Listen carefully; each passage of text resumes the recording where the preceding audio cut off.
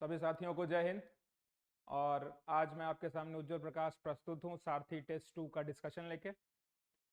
हमें मालूम है कि आपका जो ये समय है, क्योंकि एग्जाम्स नज़दीक हैं तो बहुत ही क्रूशियल टाइम हो जाता है, लेकिन हम कोशिश करेंगे कि आपको जो बेस्ट चीज़ें हैं, जो सबसे इंपॉर्टेंट चीज़ें हैं एग्जाम के पॉइंट ऑफ व्यू से, वो इस टेस्ट के थ्रू डिस्कशन कराया जाए। तो थोड़ा सा समय निकाल के आप इस टेस्ट डिस्कशन को ज़रूर देखिए। क्यों? क्योंकि ये आपको जो है बहुत ज़्यादा फायदा करेगा आपके आने वाले बीपीएससी एग्जाम में। ठीक है, तो चलिए हम लोग शुरू करते हैं। पहला प्रश्न है कि इनमें से किस स्थिति में जल का वाष्पीकरण बढ़ जाएगा, अर्थात किस कंडीशन में वाटर का जो इवेपोरेशन है वो बढ़ जाएगा। ठीक है, पहले ऑप्शन पे हम लोग देखते हैं कि पहला बोल रहा है कि जल के तापमान में वृद्धि, अर्थात कि जो वाटर है उसके टेम्परेचर में इंक्रीज। ठीक, दूसरा बोल रहा है कि टेम्परेचर में डिक्रीज, तीसरा बोल रहा है एक्सपोजर में कमी, और चौथा बोल रहा है कॉमन सॉल्ट मिलाने पे क्या होगा। देखिए, पहले तो हम लोग समझ लेते हैं कि इवेपोरेशन किसको बोलते हैं। इवेपोरेशन बोलते हैं जब भी कोई भी लिक्विड अपने गैसेस स्टेट में कन्वर्ट हो जाता है, उसको हम लोग इवेपोरेशन बोलते हैं। ठीक है, यहाँ पे बात हो रही है वाटर की, तो सबसे पहले हम लोग समझ लेते हैं कि जो इवेपोरेशन है वो किन चार कारणों पे निर्भर करता है, या कौन कौन से फैक्टर हैं जो हमारे इवेपोरेशन को प्रभावित करते हैं। ठीक, तो पहला कारण है सरफेस एरिया। ठीक है, सरफेस एरिया हमारा पहला कारण है। तो हम जानते हैं कि जैसे जैसे सरफेस एरिया बढ़ता है वैसे वैसे इवेपोरेशन जो है वो बढ़ता है, यानी दोनों का डायरेक्ट रिलेशन होता है। एग्जाम्पल के तौर पे हम लोग बात करें तो जैसे हम लोग कोई कप लेते हैं और उसमें चाय डालते हैं, और जब वो चाय ज़्यादा गर्म होता है तो हमने देखा है कि उसको ठंडा करने के लिए जो उसके साथ जो तश्तरी दी हुई होती है उसमें डाल के हम लोग उसको सिप करने की कोशिश करते हैं, तो देखते हैं कि कंपेयर करें अगर कप से उस सरफेस एरिया, जो बड़ा सरफेस एरिया वाला जो प्लेट है उससे कंपैरिजन में, तो जो प्लेट है यानी जिसका बड़ा सरफेस एरिया है उसका एवापोरेशन ज्यादा जल्दी होता है। ठीक है, तो इसका मतलब यह है कि जब सरफेस एरिया बढ़ेगा तो हमारा इवेपोरेशन भी बढ़ेगा। सिमिलरली हम normal day to day life में भी ये चीज देखते हैं कि जब हम कपड़ा सुखाते हैं तो अगर कपड़े को पूरी तरीके से फैला के सुखाते हैं तो वो जल्दी सूखता है, और अगर कपड़े को जैसे तैसे ही अगर हम डाल देते हैं तो उसको सूखने में टाइम लगता है। तो सरफेस एरिया पहला पॉइंट हो गया। दूसरा पॉइंट हो गया आपका टेम्परेचर यानी तापमान। टेम्परेचर यानी तापमान, हम जानते हैं अगर हम लोग वाटर को हीट करते हैं तो उसका रेट ऑफ इवेपोरेशन जो है वो बढ़ जाता है। अगर हम लोग वाटर को हीट करते हैं तो उसका रेट ऑफ इवेपोरेशन जो है वो बढ़ जाता है। ठीक है, तो अगर हम लोग टेम्परेचर बढ़ाएंगे तो इवेपोरेशन बढ़ेगा। तो ये तो हमें आंसर यहीं से दे रहा है कि जल के तापमान में अगर हम लोग वृद्धि करेंगे तो वाष्पीकरण जो है वो जल का बढ़ जाएगा। ठीक है, एक और बात इसमें ऐड कर सकते हैं हम लोग कि जैसे बॉइलिंग पॉइंट क्या होता है, जब इवेपोरेशन अपने मैक्सिमम स्टेट पे होती है, अपने मैक्सिमम स्टेट पे होती है, तो उसे हम लोग क्या बोलते हैं, बॉइलिंग पॉइंट। वो बॉइलिंग पॉइंट होता है जहां पे इवेपोरेशन सबसे मैक्सिमम स्टेट पे होती है। ठीक है, तीसरे फैक्टर पे हम लोग बात करें, तीसरे फैक्टर पे तो ये है आपका, तीसरा फैक्टर है आपका ह्यूमिडिटी। ह्यूमिडिटी तीसरा फैक्टर है आपका ह्यूमिडिटी। ठीक है, ह्यूमिडिटी क्या होता है, ये एकमात्र ऐसा फैक्टर है जिसका इनवर्स रिलेशन होता है इवेपोरेशन के साथ, अर्थात अगर ह्यूमिडिटी बढ़ेगी तो इवेपोरेशन घटेगा। कारण क्या होता है, ह्यूमिडिटी का मतलब होता है कि जो एयर है उसमें कितना वाटर या मॉइस्चर कंटेंट है। तो मान लीजिए कि अगर कोई एयर है उसमें ऑलरेडी मॉइस्चर कंटेंट है, तो वो सैचुरेशन लेवल पे ऑलरेडी पहुंचने के स्टेट में है, तो इस वजह से उस जो एयर है, जो ह्यूमिड एयर है, जो मॉइस्ट एयर है, उसका इवेपोरेशन जो है वो इवेपोरेशन बहुत ही कम करा पाएगी। ठीक है, तो इसी वजह से हम लोग बात करते हैं कि जब ह्यूमिडिटी बढ़ती है तो इवेपोरेशन घटता है। सिंपल सा एग्जांपल है, हम लोग रेनी सीजन में देखते हैं कि जो चूंकि उस टाइम जो एयर है वो ह्यूमिड हो जाता है, यानी उसमें मॉइस्चर आ जाता है, तो उस टाइम हमारे कपड़े जो है वो बहुत देर से सूखते हैं। ठीक है, तो ये हो गया कुछ इंपॉर्टेंट बात इवेपोरेशन के बारे में। बढ़ते हैं अगले क्वेश्चन की तरफ। अगला क्वेश्चन है कि टिंचर ऑफ आयोडीन का एंटीसेप्टिक प्रॉपर्टी होता है, और ये सॉल्यूशन जो है, ये सॉल्यूशन जो है वो किसका बना होता है, ये सॉल्यूशन जो है वो किसका बना होता है। ठीक है, तो इसमें दिया हुआ है पोटेशियम आयोडाइड में आयोडीन, वैसलीन में आयोडीन, जल में आयोडीन और अल्कोहल में आयोडीन। देखिए ये सीधा सिंपल सा आंसर है कि पोटेशियम आयोडाइड में आयोडीन, या फिर इसमें और एक एडिशन कर लीजिए अपने नॉलेज में कि अगर सोडियम आयोडाइड भी कहीं कहीं दिया रहे, सोडियम आयोडाइड भी दिया रहे, तो वो आंसर भी सही होगा। तो अगर हम लोग कंप्लीट बात करें तो पोटेशियम आयोडाइड या sodium iodide, iodide plus iodine और प्लस इथेनॉल। ठीक है, प्लस इथेनॉल। ठीक है, प्लस इथेनॉल। अगर हम लोग कंप्लीट बात करें तो प्लस इथेनॉल, ये होता है टिंचर ऑफ आयोडीन, जिसका कुछ एंटीसेप्टिक प्रॉपर्टी होता है, यानी कोई भी घाव या कोई भी वुंड हो जाता है तो उसको ठीक करने में ये जो हमारा टिंचर है वो हेल्प करता है। बढ़ते हैं अगले क्वेश्चन की तरफ, ठीक है। अगला क्वेश्चन है कि इनमें से कौन केमिकल या रासायनिक परिवर्तन है, केमिकल या रासायनिक परिवर्तन है, ठीक है। तो सबसे पहला जो ऑप्शन है वो हमारा है लकड़ी का सड़ना, दूसरा है जलना, तीसरा है काटना और चौथा है उसमें कील ठोकना यानी उसमें नेल हैमर करना। तो पहले तो हम लोग समझ लेते हैं कि आखिर केमिकल चेंज और फिजिकल चेंज होता क्या है। देखिए, केमिकल चेंज हम लोग वैसे चेंज को बोलते हैं जहां पे कोई नया सब्सटेंस फॉर्म हो रहा है जिसका एक नया केमिकल नाम है, ठीक है, या फिर वो यूजुअली इरिवर्सिबल होता है यानी उसको वापस से हम लोग ओरिजिनल स्टेट में नॉर्मल मीन्स से कन्वर्ट नहीं कर सकते हैं। जबकि ठीक इसका उल्टा फिजिकल चेंज में होता है कि वो जो है बस स्टेट या अपीयरेंस में चेंज होता है, स्टेट या अपीयरेंस में चेंज होता है आपका फिजिकल चेंज में। तो यहाँ पे हम लोग जो ऑप्शन देख रहे हैं उसमें है लकड़ी का सड़ना और लकड़ी का जलना। लकड़ी सड़ जाएगी तो क्या वापस हमें लकड़ी मिल पाएगी? नहीं मिल पाएगी। लकड़ी जल जाएगी तो क्या हो जाएगा? वो कन्वर्ट हो जाएगा ऐश या शूट में, जो कि कार्बन का एक फॉर्म है, तो वापस लकड़ी नहीं मिलेगी। लकड़ी को काटेंगे तो हाँ, लकड़ी क्या है, एक जस्ट उसका फॉर्म चेंज हो रहा है। जैसे एक लकड़ी का गट्ठर है, उसको हम लोग काट के अलग अलग शेप में दे दिए, बट है तो वो लकड़ी ही। दूसरा, लकड़ी में कील ठोकना, इस पे भी लकड़ी तो लकड़ी ही रहेगी, इसमें तो कोई खास चेंज होगा नहीं। तो इस वजह से ये जो पहला और दूसरा है ये जो है हमारा केमिकल चेंज यानी रासायनिक परिवर्तन है, जबकि ये दोनों नीचे वाले जो 3 और 4 ऑप्शन है हमारा, ये जो है वो फिजिकल चेंज का एग्जांपल है, ठीक है। बढ़ते हैं अगले क्वेश्चन की तरफ। अगला क्वेश्चन है कि एटम के संबंध में यानी परमाणु के संबंध में इनमें से कौन सा स्टेटमेंट जो है वो सही है। सबसे पहला है कि परमाणु स्वतंत्र रूप से अस्तित्व में रहने में सक्षम नहीं है, यानी जो एटम है वो इंडिपेंडेंटली एग्जिस्ट नहीं कर सकता है, ठीक है। ये जो हमारा स्टेटमेंट है ये स्टेटमेंट गलत है, ठीक है। ये गलत क्यों है इसके बारे में थोड़ा बात कर लेते हैं। देखिए, जो भी नोबल गैसेस होती हैं, ठीक है, जैसे हीलियम हो गया, नियॉन हो गया, आर्गन हो गया, जेनॉन हो गया, ये सारा जो है एग्जाम्पल में ये सारे जो नोबल गैसेस हैं, ये नोबल गैसेस क्या है, इनका ऑक्टेट ऑलरेडी पूरा है। इनका ऑक्टेट यानी इनके लास्ट सेल में 8 और जो लास्ट सेल होता है उसमें जो भी डिजायर्ड इनके जो इलेक्ट्रॉन्स हैं वो ऑलरेडी फुलफिल हो चुके हैं, ठीक है। तो इस वजह से ये सारे जो हैं जो नोबल गैसेस हैं ये जो है वो अपना ऑक्टेट पूरा कर लिए हैं, इस वजह से ये इंडिपेंडेंटली एग्जिस्ट कर सकते हैं। जबकि इसके अलावा जो है वो इंडिपेंडेंटली एग्जिस्ट नहीं कर सकते हैं। तो ये स्टेटमेंट गलत हो जाता है कि परमाणु स्वतंत्र रूप से अस्तित्व में नहीं सक्षम नहीं है। क्यों? क्योंकि जो हमारे नोबल गैसेस हैं वो तो इंडिपेंडेंटली एग्जिस्ट करते ही हैं। तो ये स्टेटमेंट गलत हो गया, ठीक है। कौन से गैसेस हैं? नोबल गैसेस, ठीक है। नोबल जो गैसेस हैं हमारे नोबल गैसेस, ये जो है वो इंडिपेंडेंट है, ये इंडिपेंडेंट है, ठीक है, ठीक है। उसके बाद से हम लोग दूसरे ऑप्शन की तरफ बढ़ते हैं। दूसरा ऑप्शन दिया हुआ है कि परमाणु की मूल इकाइयां हैं, परमाणु मूल इकाइयां हैं जिनसे अणु और आयन बनते हैं। अर्थात जो हमारा एटम है वही बेसिक यूनिट है जिसके थ्रू हमारा जो है मॉलिक्यूल्स और आयंस बनते हैं, ठीक है। मॉलिक्यूल्स और आयंस बनते हैं, ठीक है। मॉलिक्यूल्स और आयंस बनते हैं तो ये तो सही है कि हमारा जो मॉलिक्यूल है वो किसका बना हुआ होता है, तो वो एटम का बना हुआ होता है। आयंस क्या होते हैं? जो पॉजिटिव नेगेटिव चार्जेस होते हैं। जैसे आयन हो गया आपका एक जो निगेटिव वाला हो गया उसको हम लोग बोलते हैं अनायन, ठीक है। और जो हमारा पॉजिटिव वाला हो गया उसको हम लोग बोलते हैं कटायन, ठीक है। तो ये हो गया, तो ये स्टेटमेंट भी हमारा सही है। ऑप्शन सी पे आते हैं। परमाणु हमेशा प्रकृति में तटस्थ होते हैं यानी न्यूट्रल होते हैं, ठीक है। यहाँ पे ये जो नेचुरल था ये न्यूट्रल था, ठीक है, ये न्यूट्रल था ये, ठीक है। तो परमाणु हमेशा तटस्थ प्रकृति में नेचर में हमेशा न्यूट्रल होते हैं, बिल्कुल न्यूट्रल होते हैं। क्यों? क्योंकि उसमें प्रोटॉन और न्यूट्रॉन जो प्रोटॉन और इलेक्ट्रॉन की जो संख्या होती है, जो प्रोटॉन न्यूट्रॉन की संख्या होती है वो बराबर होती है, इस वजह से जो है वो ये हमेशा न्यूट्रल होते हैं, ठीक है। अनलेस कि हम लोग उसमें कुछ एक्स्ट्रा एडिशन नहीं करें या कोई केमिकल रिएक्शन नहीं कराएं या फिर इलेक्ट्रॉन का ट्रांसफर नहीं हो, तब तक जो है वो हमेशा न्यूट्रल ही रहते हैं।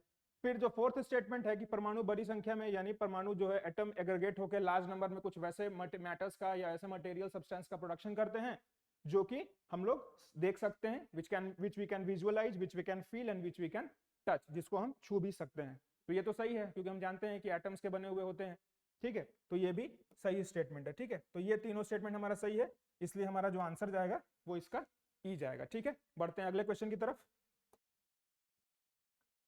जो अगला स्टेटमेंट है वो बोल रहा है कि रदरफोर्ड का अल्फा पार्टिकल स्कैटरिंग एक्सपेरिमेंट जो है उससे क्या डिस्कवर हुआ, जो अल्फा पार्टिकल है उससे क्या डिस्कवर हुआ, ठीक है।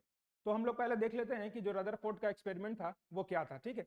तो उस एक्सपेरिमेंट को अल्फा पार्टिकल स्कैटरिंग एक्सपेरिमेंट भी बोलते हैं या फिर हम उसको गोल्ड फॉइल एक्सपेरिमेंट भी बोलते हैं, गोल्ड फॉइल एक्सपेरिमेंट भी बोलते हैं, ठीक है, गोल्ड फॉइल एक्सपेरिमेंट भी बोलते हैं। अब इसके बारे में थोड़ा समझ लेते हैं। हुआ क्या था, रदरफोर्ड ने एक बहुत ही पतला गोल्ड फॉइल लिया था अराउंड 10⁻⁻5 mm का, और उस पे जो बीटा पार्टिकल्स हैं, जो बीटा रेज हैं, जिसको कैनल रेज या पॉजिटिव रेज भी बोलते हैं, उनसे बम्बार्डमेंट कराया था उस गोल्ड फॉइल पे। ठीक है, उस गोल्ड फॉइल पे जब बम्बार्डमेंट कराया था तो 3 कंडीशंस अराइज हुए थे, यानी 3 जो ऑब्जर्वेशंस है उसको देखने को मिले थे। सबसे पहला ऑब्जर्वेशन क्या था कि मोस्ट ऑफ दी जो अल्फा पार्टिकल्स हैं, most of the alpha rays जो है वो बिना किसी डेविएशन के जो गोल्ड फॉइल था वहां से पार करके बाहर निकल जा रही थी। ठीक है, तो इसका मतलब ये था कि मोस्ट ऑफ द स्पेस जो है वो एटम के अंदर क्या है, एम्प्टी है। मोस्ट ऑफ द स्पेस जो है वो क्या है, एम्प्टी है। Most of the space empty है। फिर दूसरी बात करें, जो दूसरा उसका ऑब्जर्वेशन था, उस दूसरे ऑब्जर्वेशन में था कि कुछ जो रेज थे अल्फा के वो माइनर एंगल यानी स्मॉल एंगल से डेविएट किए थे। माइनर एंगल यानी स्मॉल एंगल से डेविएट किए थे।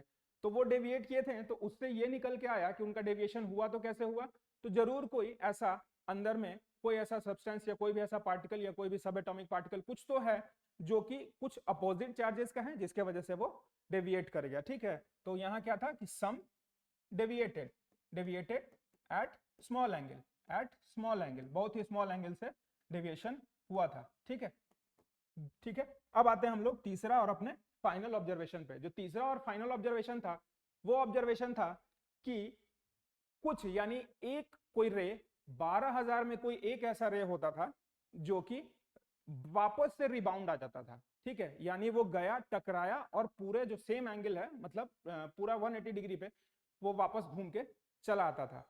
ठीक है, तो इससे क्या लगा उसको कि कुछ ना कुछ जरूर है ऐसा सेंटर में जो कि मैसिवली पॉजिटिव चार्ज है, और उसके वजह से ये जो पॉजिटिव रेज हैं वो क्या है, डेविएट होके वापस आ जा रहे हैं, डेविएट होके वापस आ जा रहे हैं।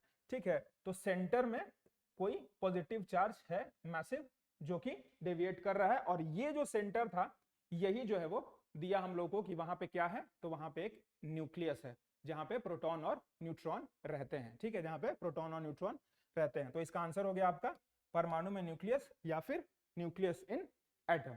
ठीक है, तो ये क्लियर है आपको पूरा अल्फा वाला जो अल्फा स्कैटरिंग एक्सपेरिमेंट जो है रदरफोर्ड का। अगले क्वेश्चन की तरफ बढ़ते हैं। ठीक है, अगला क्वेश्चन बोल रहा है कि इंडोप्लाज्मिक रेटिकुलम के बारे में कौन सा स्टेटमेंट जो है वो असत्य है। ठीक है, पहला स्टेटमेंट कुछ पढ़ने से पहले थोड़ा सा इसको समझ लेते हैं। इंडोप्लाज्मिक रेटिकुलम के बारे में एक दो पॉइंट समझ लेते हैं, फिर तो ये अपने आप ही सॉल्व हो जाएगा। ठीक है, तो हम लोग देख लेते हैं इंडोप्लाज्मिक रेटिकुलम के बारे में। ठीक है, इंडोप्लाज्मिक रेटिकुलम। ठीक है, इंडोप्लाज्मिक रेटिकुलम जो है वो हमारा वो दो टाइप का होता है। ठीक है, एक टाइप हो गया आपका स्मूथ इंडोप्लाज्मिक रेटिकुलम और दूसरा टाइप हो गया आपका रफ इंडोप्लाज्मिक रेटिकुलम। ठीक है, स्मूथ और रफ। ठीक, स्मूथ जो है वो क्या करता है, वो लिपिड बनाता है। क्या बनाता है, लिपिड बनाता है। स्मूथ क्या करता है, वो बनाता है लिपिड। ठीक है, लिपिड्स एंड फैट्स। ठीक है, फिर बात करते हैं हम लोग रफ इंडोप्लाज्मिक रेटिकुलम पे, जो कि इंपॉर्टेंट है। रफ इंडोप्लाज्मिक रेटिकुलम क्या करता है कि ये जो है यहाँ पे होता है राइबोसोम। ठीक है, राइबोसोम। ठीक, अब चूंकि क्या होता है कि ये जो इंडोप्लाज्मिक रेटिकुलम है इसके ऊपर जहां पे राइबोसोम इकट्ठा हो जाता है ना, उसी वजह से वो रफ दिखने लगता है, तो इसीलिए इसका नाम ही रख दिया गया था रफ इंडोप्लाज्मिक रेटिकुलम। ठीक, अब आते हैं हम लोग राइबोसोम पे। तो हम लोग जानते ही हैं राइबोसोम क्या करता है सेल में, तो वो प्रोटीन सिंथेसाइजिंग का काम करता है। ठीक है, तो ये क्या बनाने लगेगा, ये बनाने लगेगा प्रोटीन, ये बनाने लगेगा प्रोटीन। ठीक, अब तो ये चीज हो गया। तो अब ये काम था इंडोप्लाज्मिक रेटिकुलम का। अब हम लोग अगर पीछे क्वेश्चन की तरफ आके देखते हैं तो ये था कि ये क्या है कि साइटोप्लाज्म तथा केंद्र के बीच प्रोटीन के परिवहन में मदद करना, यानी प्रोटीन ट्रांसपोर्टेशन में। तो राइबोसोम जो है वो प्रोटीन बना ही रहा था, इंडोप्लाज्मिक रेटिकुलम क्या करेगा कि उसको ट्रांसपोर्ट कर देगा। ठीक, तो ये पहला जो है हमारा वो सही है। दूसरा है कि साइटोप्लाज्म के विभिन्न क्षेत्रों में परिवहन का कार्य करता है या ट्रांसपोर्टेशन का काम करता है मटेरियल्स का इनटू साइटोप्लाज्म, तो ये भी सही है। ठीक है, फिर आते हैं हम लोग कि ये ऊर्जा निर्माण का स्थल हो सकता है। अब यहीं पे कैच है, और ये ऑप्शन जो है वो हमारा गलत है। ये गलत क्यों है, क्यों, क्योंकि इंडोप्लाज्मिक रेटिकुलम है उसका काम ट्रांसपोर्टेशन है, और उसमें जो रफ और स्मूथ है वो अपना प्रोटीन और लिपिड बनाते हैं।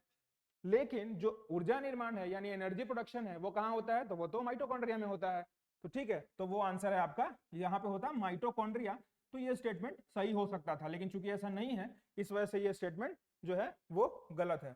बाकी हो गया कि कुछ बायोकेमिकल रिएक्शन का जो साइट है वो हो सकता है, तो हाँ ये हो सकता है क्योंकि जो प्रोटीन का सिंथेसिस है, जो लिपिड का सिंथेसिस है, वो क्या है, एक टाइप का बायोकेमिकल रिएक्शन ही है। तो इसीलिए जो हमारा आंसर है वो ये चला जाएगा सी। ठीक है, ये हमारा आंसर हो जाएगा। क्यों? क्योंकि असत्य पूछा था, यानी रॉन्ग पूछा था। ठीक है, आगे क्वेश्चन की तरफ बढ़ते हैं। अगला क्वेश्चन है कि अगर कॉन्सेंट्रेटेड एसिड जो है उसका कुछ ड्रॉप अगर किसी स्टूडेंट के हाथ पे गिर जाता है तो हमें क्या करना चाहिए। ठीक है, ऑप्शन देख लेते हैं कि सबसे पहले सलाइन वाटर से हाथ को धोएं। ठीक, अब हम लोग समझते हैं पहले सलाइन वाटर होता क्या है। सलाइन वाटर का जो पीएच होता है ना, वो स्लाइटली लेस देन 7 होता है। ठीक है, स्लाइटली लेस देन 7 क्यों होता है? क्योंकि 7 तो जो है वो मिड स्टेज है, तो हल्का जो है वो और ज्यादा एसिडर साइड पे होता है वो हमारा सलाइन वाटर। ठीक है, तो सलाइन वाटर है, तो मान लीजिए कि अगर हमारे पास कोई एसिड गिरा है या कोई एसिड है, उसमें हम और एसिड डालते हैं, यानी और एसिडिक लेवल पे कोई सॉल्यूशन है वो डालते हैं, तो क्या होगा, वो तो उस एसिड के और कॉन्सेंट्रेशन को बढ़ाएगा। तो एसिडिक कॉन्सेंट्रेशन को बढ़ाएगा तो वो नुकसान ही करेगा, फायदा तो करेगा नहीं। तो ये जो है वो हमारा गलत स्टेटमेंट हो गया। बात करते हैं हम लोग दूसरे स्टेटमेंट पे। खूब सारे पानी से तुरंत हाथ धोएं और सोडियम हाइड्रोजन कार्बोनेट का पेस्ट लगाएं, यानी वाटर को, प्लेंटी ऑफ वाटर से हाथ को धोएं और सोडियम हाइड्रोकार्बोन जो कार्बोनेट है उसका पेस्ट लगाएं। अब इसमें समझिए क्या है। सबसे पहला है कि खूब पानी से हाथ धोएं, यानी वाटर को, प्लेंटी ऑफ वाटर को अपने हैंड पे जहां पे भी एसिड गिरा है उस पे हम लोग डालते हैं। तो ये क्या करेगा कि ये आपका जो कॉन्सेंट्रेटेड एसिड है उसको डाइल्यूट कर देगा। अब कॉन्सेंट्रेटेड और डाइल्यूट में क्या डिफरेंस होता है? देखिए, ये पीएच का डिफरेंस है। ऑल्दो पीएच सेम ही होगा, लेकिन पीएच में हाइड्रोजन आयन का डिफरेंस होता है। जितना ज्यादा हाइड्रोजन आयन होगा उतना ज्यादा पीएच होगा, उतना स्ट्रॉन्ग एसिड होगा। जितना कम हाइड्रोजन आया उतना ही हाइड्रोजन आयन होगा, उतना ही कम वो एसिडिक होगा, यानी वो डाइल्यूट बनते जाएगा। तो वाटर डालें तो क्या हो गया, वो डाइल्यूट हो गया। जब वो डाइल्यूट हो गया और उसके ऊपर हम लोग सोडियम हाइड्रोजन कार्बोनेट का पेस्ट लगा दिए, तो वो क्या होता है, एक टाइप का, ये जो सोडियम हाइड्रोजन कार्बोनेट है ये एक टाइप का माइल्ड बेस होता है, माइल्ड बेस होता है। ठीक है, तो ये क्या करेगा, ये माइल्ड बेस क्या करेगा, वो जो एसिड है, उसका जो इंटेंसिटी है, जो नुकसान किया है उसने, उसको वो न्यूट्रलाइज कर देगा। ठीक है, तो ये हमारा आंसर है। ठीक, यही हमारा आंसर है। बाकी दोनों ऑप्शन को भी देख लेते हैं कि वाटर से हाथ धोने के बाद सोडियम हाइड्रोक्साइड लगाएं। सोडियम हाइड्रोक्साइड क्या है, बहुत ही कोरोसिव बेस होता है। ये जो है वो बहुत ही कोरोसिव बेस होता है, कोरोसिव बेस होता है। ठीक है, बेस होता है। तो ये कोरोसिव बेस क्या करेगा कि और ज्यादा स्किन को डैमेज कर देगा। मतलब बचाना था हाथ को, जो चूंकि एसिड से जल गया था जो कि, और उसमें और ज्यादा हम लोग बेस लगा देंगे तो वो और ज्यादा हार्म कर देगा। तो ये तो नहीं करेंगे। ठीक है, बात करते हैं हम लोग एक मजबूत क्षार, यानी फिर बोल रहा है कि एक स्ट्रॉन्ग अल्कली यूज करेंगे और उसको अम्ल जो है वो हमारा जो एसिड है उसके इफेक्ट को हम लोग न्यूट्रलाइज करेंगे। अब फिर वही चीज है, स्ट्रॉन्ग अल्कली डालेंगे तो क्या होगा, नुकसान ही करेगा ना स्किन को, तो ये भी नहीं हो पाएगा। ठीक है, बढ़ते हैं अगले क्वेश्चन की तरफ, क्योंकि इसका आंसर तो क्लियर है, ये बी था। आगे बढ़ते हैं। अगला क्वेश्चन है, ये मैच द फॉलोइंग है। ये आप लोग हमेशा एक क्वेश्चन पूछता है, तो इस वजह से हमने कुछ सिंपल जो सबसे ज्यादा कॉमन है उसको ही डालने की कोशिश किया था। तो ये तो सिंपल सा है, जैसे प्लास्टर ऑफ पेरिस जो है वो किसका, उसका जो केमिकल नेम है वो क्या है। तो ये तो सिंपल था, प्लास्टर ऑफ पेरिस जो है वो आपका CaSO4 हाफ H2O, जिप्सम जो है वो CaSO4 2H2O, ब्लीचिंग पाउडर जो है वो CaOCl2, और जो कॉस्टिक सोडा है वो CaOH2। अगर यहाँ पे क्विक लाइम पूछे हुआ रहता तो CaO हो जाता आंसर।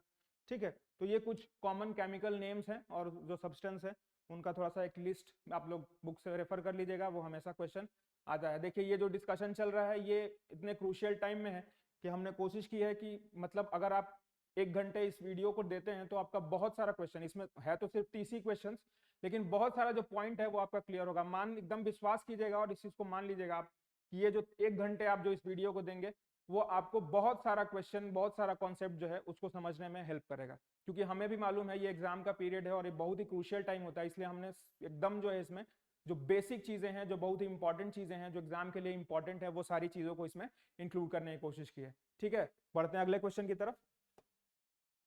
जो अगला क्वेश्चन है वो बोल रहा है अम्लराज, जिसको हम लोग हिंदी में एक्वारेजिया भी बोलते हैं, वो किसका मिक्सचर जो है वो होता है, अम्लराज यानी एक्वारेजिया। देखिए, ये तो हम लोग हमेशा से पढ़ते आए हैं, एक्वारेजिया किसका होता है, तो HCl का और HNO3 का। ठीक है, HCl का और HNO3 का, दोनों क्या होते हैं, दोनों जो है वो कॉन्सेंट्रेटेड ही होते हैं, दोनों कॉन्सेंट्रेटेड जो है वो हम लोग यूज करते हैं। ठीक, और उसका जो रेशियो है वो 3:1 होता है। ठीक है, तो ये तो सिंपल था। एक और चीज है इसमें याद रखिएगा, वॉल्विल प्रोसेस बोलते हैं, एक वॉल्विल प्रोसेस, जो नॉर्मली क्या होता है, जो भी हमारे नोबल मेटल्स हैं जैसे गोल्ड हो गया, प्लेटिनम हो गया, नोबल मेटल्स देखिए, नोबल मेटल्स जैसे आपका हो गया गोल्ड, ठीक है, हो गया प्लेटिनम, ये नोबल मेटल्स हैं। ये एक्वारेजिया क्या करता है कि उनको डिसॉल्व करता है और उनके जो अंदर जो इंप्यूरिटीज है उसको सेपरेट कर देता है।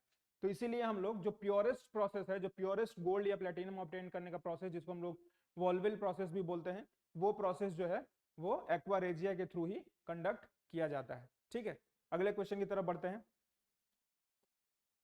अगला क्वेश्चन है कि इनमें से कौन सा स्टेटमेंट इनकरेक्ट है। ठीक है, इनमें से कौन सा स्टेटमेंट इनकरेक्ट है। सबसे पहला स्टेटमेंट था कि सभी धातु क्षारीय ऑक्साइड यानी बेसिक ऑक्साइड बनाते हैं, जिनमें अल्युमिनियम एक एक्सेप्शन है जो कि एम्फोटेरिक ऑक्साइड बनाता है यानी उभयधर्मी बनाता है। ठीक है, ये स्टेटमेंट जो है वो सही है, ये स्टेटमेंट सही है। क्यों? देखिए, एक प्रॉपर्टी होता है मेटल का कि मेटल जो है वो हमेशा ऑक्साइड बनाएगा, तो हमेशा जो है वो आपका बेसिक ऑक्साइड बनाएगा। लेकिन एक एल्युमिनियम ऐसा है जो बेसिक और एसिडिक दोनों ऑक्साइड बनाता है। और एक और चीज याद कर लीजिएगा, एल्युमिनियम के साथ साथ जो जिंक है ना, जिंक, ये जिंक भी जो है वो आपका एम्फोटेरिक ऑक्साइड ही बनाता है, एम्फोटेरिक ऑक्साइड ही बनाता है। जिंक जो है वो आपको एम्फोटेरिक ऑक्साइड ही बनाता है। ये पॉइंट हो गया। दूसरा ऑप्शन पे आते हैं, कार्बन और उसके सभी एलोट्रॉप्स जो हैं वो गुड कंडक्टर नहीं होते हैं। ठीक है, गुड कंडक्टर नहीं होते हैं। अब देखिए, यही ऑप्शन जो था वो आपका कैच था। देखिए, ये रॉन्ग स्टेटमेंट है। क्यों? देखिए, कार्बन के एलोट्रॉप्स में हम लोग मेजर जो दो एलोट्रॉप्स के बारे में बात कर ले तो एक हो गया डायमंड और एक हो गया ग्रेफाइट। अब देखिएगा, डायमंड जो है वो क्या है, वो इंसुलेटर है। जब डायमंड की बात करें हम लोग, जब डायमंड की बात करते हैं तो वो क्या है, इंसुलेटर है। ठीक है, यानी बैड कंडक्टर है। और वही हम लोग जब ग्रेफाइट की बात करते हैं, ग्रेफाइट की, तो ग्रेफाइट क्या है, ग्रेफाइट आपका है गुड कंडक्टर। ठीक है, गुड कंडक्टर।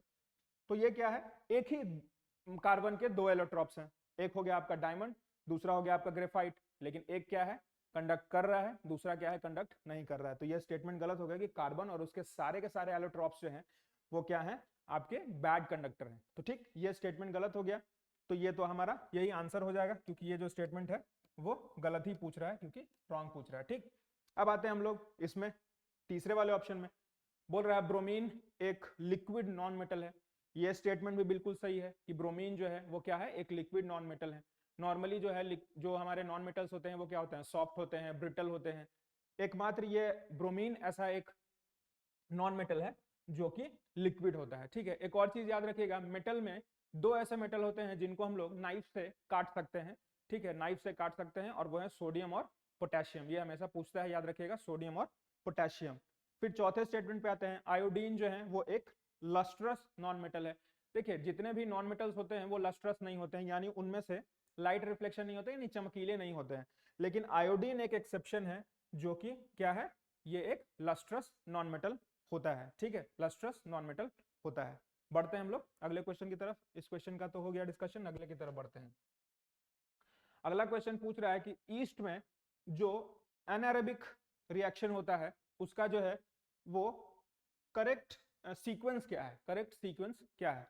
दो चीजों पे ध्यान रखिएगा, एक है एनारोबिक, ठीक है, और दूसरा है आपका ईस्ट। ठीक है, एनारोबिक और ईस्ट। अब इसको समझते हैं। सबसे पहले बात करते हैं हम लोग कि एनारोबिक बोलते किसको है।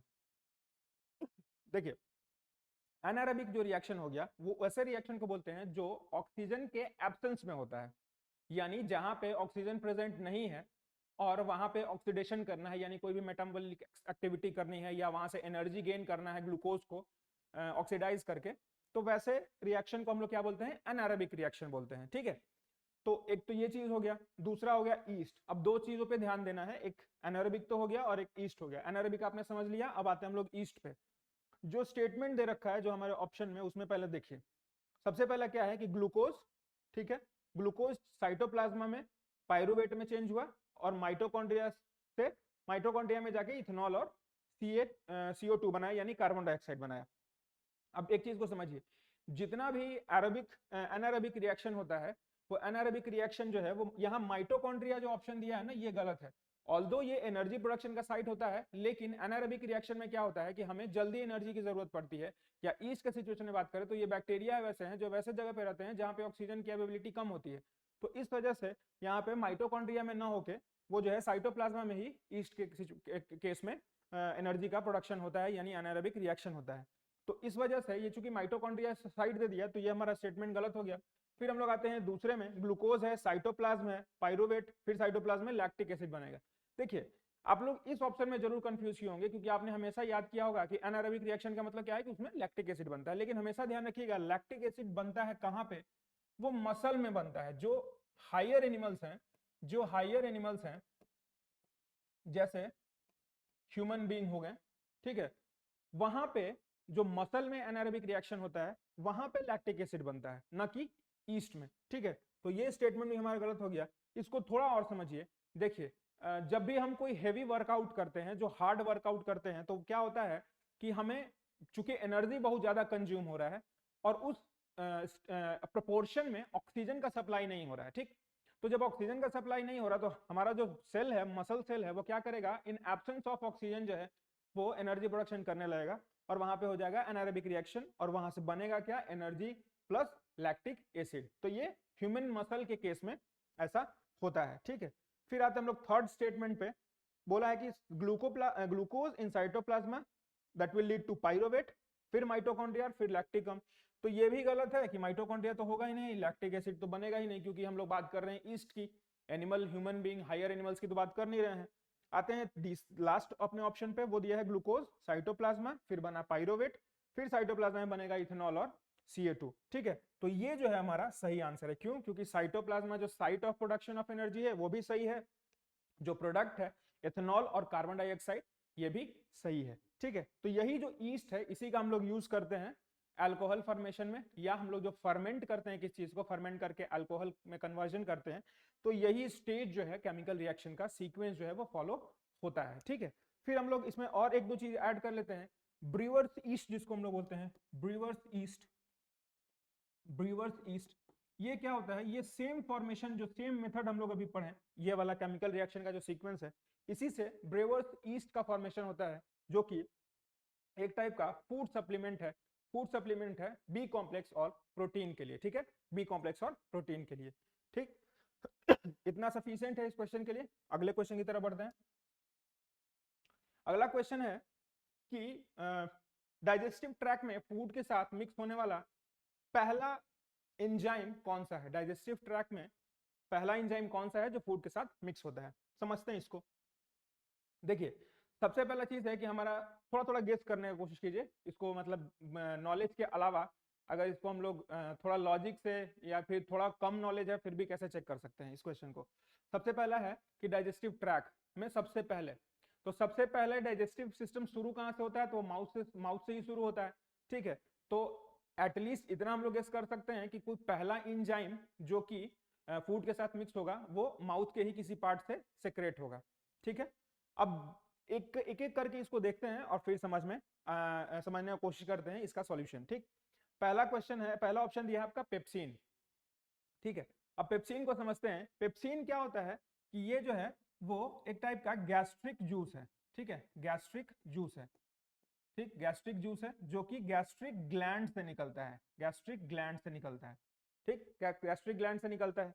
अब ये गैस्ट्रिक ग्लैंड होता क्या है, कहाँ है, तो ये गैस्ट्रिक ग्लैंड होता है आपका स्टमक में, आपका स्टमक में, ठीक। अब इस पे बात कर लेते हैं। तो अगर मान लीजिए कि स्टमक में ये एंजाइम जो है वो सिक्रीट होता है, तो चूंकि डाइजेशन तो माउथ से स्टार्ट है, ठीक, तो थोड़ा तो दिमाग जरूर खटकेगा कि नहीं, मतलब एटलीस्ट ऊपर में भी तो कोई ना कोई रिएक्शन तो हुआ ही होगा। तो अब हम लोग इसको देख लेते हैं, तो ये लगता है कि नहीं है। ऑल्दो हम लोग इसको डिस्कस कर लेते हैं कि ये पेप्सिन करता क्या है, तो ये प्रोटीन पे एक्ट करता है, ठीक है। तो पेप्सिन किस पे एक्ट करता है, तो ये प्रोटीन पे एक्ट करता है, ठीक, प्रोटीन पे, यानी प्रोटीन के डाइजेशन में हेल्प करता है, ठीक। सेल्यूलोज पे आते हैं। अब ये जो है ये एंजाइम नहीं है, ये एक टाइप का जो प्लांट का जो सेल वॉल होता है ना वो सेल्यूलोज का ही बना होता है। प्लांट सेल वॉल जो है वो सेल्यूलोज का बना होता है, यानी उसको जो सपोर्ट है वो सेल्यूलोज के थ्रू ही मिलता है प्लांट को। और ये सेल्यूलोज जो ऐसा चीज है ना जिसको पचाने के लिए हमारे पास एंजाइम नहीं होता है, ठीक है। तो इसीलिए सेल्यूलोज को जो है ह्यूमन बॉडी नहीं पचा पाता है। ये नॉर्मली जो है वो रूमिनेंट्स होते हैं जो वापस से जो पेट से वापस ला के और वापस से चिबाते हैं ना, वो जानवर जो होते हैं जैसे गाय भैंस ये सब जो हो गए, यही जो है वो सेल्यूलोज को पचा पाते हैं। फिर आते हैं हम लोग अमाइलेज पे, और अमाइलेज ही जो है वो हमारा आंसर है। क्यों? क्योंकि अमाइलेज जो है वो कहाँ से सिक्रेट होता है? तो वो सिक्रेट होता है आपका सलाइवरी ग्लैंड से। कहाँ से सिक्रेट होता है? तो सलाइवरी ग्लैंड से, सलाइवरी ग्लैंड से सिक्रेट होता है। Just a second, salivary gland से सिक्रेट होता है, ठीक है, सलाइवरी ग्लैंड से। फिर हम लोग इसके बारे में जान लेते हैं कि आखिर इसका फंक्शन क्या है। ठीक, इसका फंक्शन समझ लेते हैं। इसका फंक्शन है कि ये जो है ये कार्बोहाइड्रेट या स्टार्च जिसको हम लोग बोलते हैं उस पर रिएक्शन करता है और उसको पचाने में हेल्प करता है। तो सबसे पहला जो है वो यही है, अमाइलेज ही है, जो सलाइवरी ग्लैंड कहाँ है? तो माउथ में है। तो पहला एंजाइम यही है जो फूड के साथ मिक्स करता है, यानी हमारा वो कौन सा है? अमाइलेज है। और किस पे एक्ट करता है? तो ये काम करता है आपका स्टार्च पे। किस पे करता है? तो स्टार्च पे। ठीक, और ट्रिप्सिन के बारे में बात कर लें तो ट्रिप्सिन क्या है? ये ट्रिप्सिन एक एंजाइम है जो कि कहां से निकलता है? तो पैनक्रियाज से निकलता है। ठीक है, पैनक्रियाज से निकलता है। ठीक, और ये भी जो है वो आपका प्रोटीन पे ही एक्ट करता है। ठीक है, अगले क्वेश्चन की तरफ बढ़ते हैं। अगला क्वेश्चन बोल रहा है कि ब्रेन यानी मस्तिष्क के संबंध में इसमें से कौन सा स्टेटमेंट जो है वो गलत है? ठीक है, कौन सा स्टेटमेंट जो है वो गलत है? ठीक, तो इसका पहला स्टेटमेंट दिया हुआ है कि जो हमारा ब्रेन है उसका जो मेन थिंकिंग पार्ट है, यानी मेन जो सोचने वाला पार्ट है, वो क्या है? वो हमारा हाइंड ब्रेन है। ठीक, तो यही जो है ये क्वेश्चन जो है वो गलत हो जाता है कि वो जो है वो हाइंड ब्रेन नहीं होता है, सोचने वाला काम जो है वो फोर ब्रेन करता है। ठीक है, सोचने वाला काम जो है वो फोर ब्रेन करता है। ठीक, और फोरब्रेन में अगर आपको पूछे कि जितना भी कॉग्निटिव फंक्शन है, जो सोचने वाला फंक्शन है, ठीक है, वो कौन करता है? तो सेरेब्रम करता है। ठीक है, कौन करता है? सेरेब्रम करता है, सेरेब्रम करता है। ठीक है, एक काम करता हूं कि इसको एक अलग पेज पे ही एक्सप्लेन कर देता हूं। ठीक, आते हैं सबसे शुरुआत में ह्यूमन ब्रेन पे। ठीक है, ह्यूमन ब्रेन को पहले समझ लेते हैं, फिर उसको क्वेश्चन की तरफ जाके उसको सॉल्व करने की कोशिश करेंगे कि यहां से पढ़ के हम लोग कैसे वहां का आंसर निकालते हैं। देखिए, ब्रेन को हम लोग टोटल 3 पार्ट में डिवाइड किए हैं। ठीक है, पहला जो है आपका है फोर ब्रेन। ठीक है, दूसरा जो पार्ट है वो आपका है मिड ब्रेन। ठीक है, मिड ब्रेन। और तीसरा जो पार्ट है उसको हम लोग बोलते हैं हाइंड ब्रेन या पीछे का ब्रेन। ठीक, पार्ट देख लेते हैं एक एक। सबसे पहला फोर ब्रेन में क्या क्या होता है? एक आपका होता है सेरेब्रम। ठीक है, सेरेब्रम। ठीक है, दूसरा जो पार्ट है वो होता है आपका थैलेमस। ठीक है, और जो तीसरा पार्ट है उसको हम लोग बोलते हैं हाइपोथैलेमस। ठीक है, हाइपोथैलेमस। ठीक, अब एक एक करके इसका फंक्शन समझ लेते हैं। देखिए, हम जब इसको याद करने की कोशिश कर रहे थे तो इसको याद किए थे हम लोग सेरेब्रम। अब देखिए, ये जो ब्रम है इसको भ्रम मानिए। ठीक है, इसको थोड़ा देर के लिए समझिए कि ये भ्रम है। भ्रम जब आपको होगा तो आप भ्रम को उसको कैसे दूर कीजिएगा? मस्तिष्क से सोच के, ठीक है, प्रॉब्लम सॉल्व करके, ठीक है, डिसीजन मेकिंग के थ्रू, ठीक, इमोशंस के थ्रू, ठीक है, इमोशनल कोसेंट के थ्रू। तो ये जो सारा चीज है ना, जो एक्चुअली में जो ब्रेन का काम है, सोचने का, समझने का, ठीक है, ये सारा काम कौन करता है? सेरेब्रम करता है। यानी जितना भी कॉग्निशन का काम है, कॉग्निशन का, वो सारा काम कौन करता है? तो वो करता है आपका सेरेब्रम। ठीक है, तो सोचने से क्या होता है? भ्रम दूर होता है। तो सोचने का काम कौन करता है? तो सेरेब्रम। ठीक है, तो इससे करके याद कर लीजिएगा। ठीक है, फिर आते हैं हम लोग थैलेमस पे। थैलेमस का काम है पेन।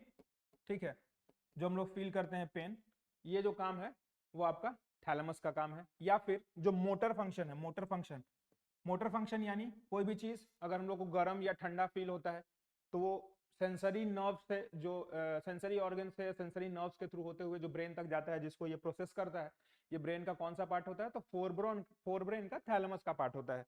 तो ये जो है वो मोटर सेंसरी जो चीजें हैं वो सारी चीजें भी थैलेमस देखता है। बात करते हैं हाइपोथैलेमस पे। तो हाइपोथैलेमस क्या है?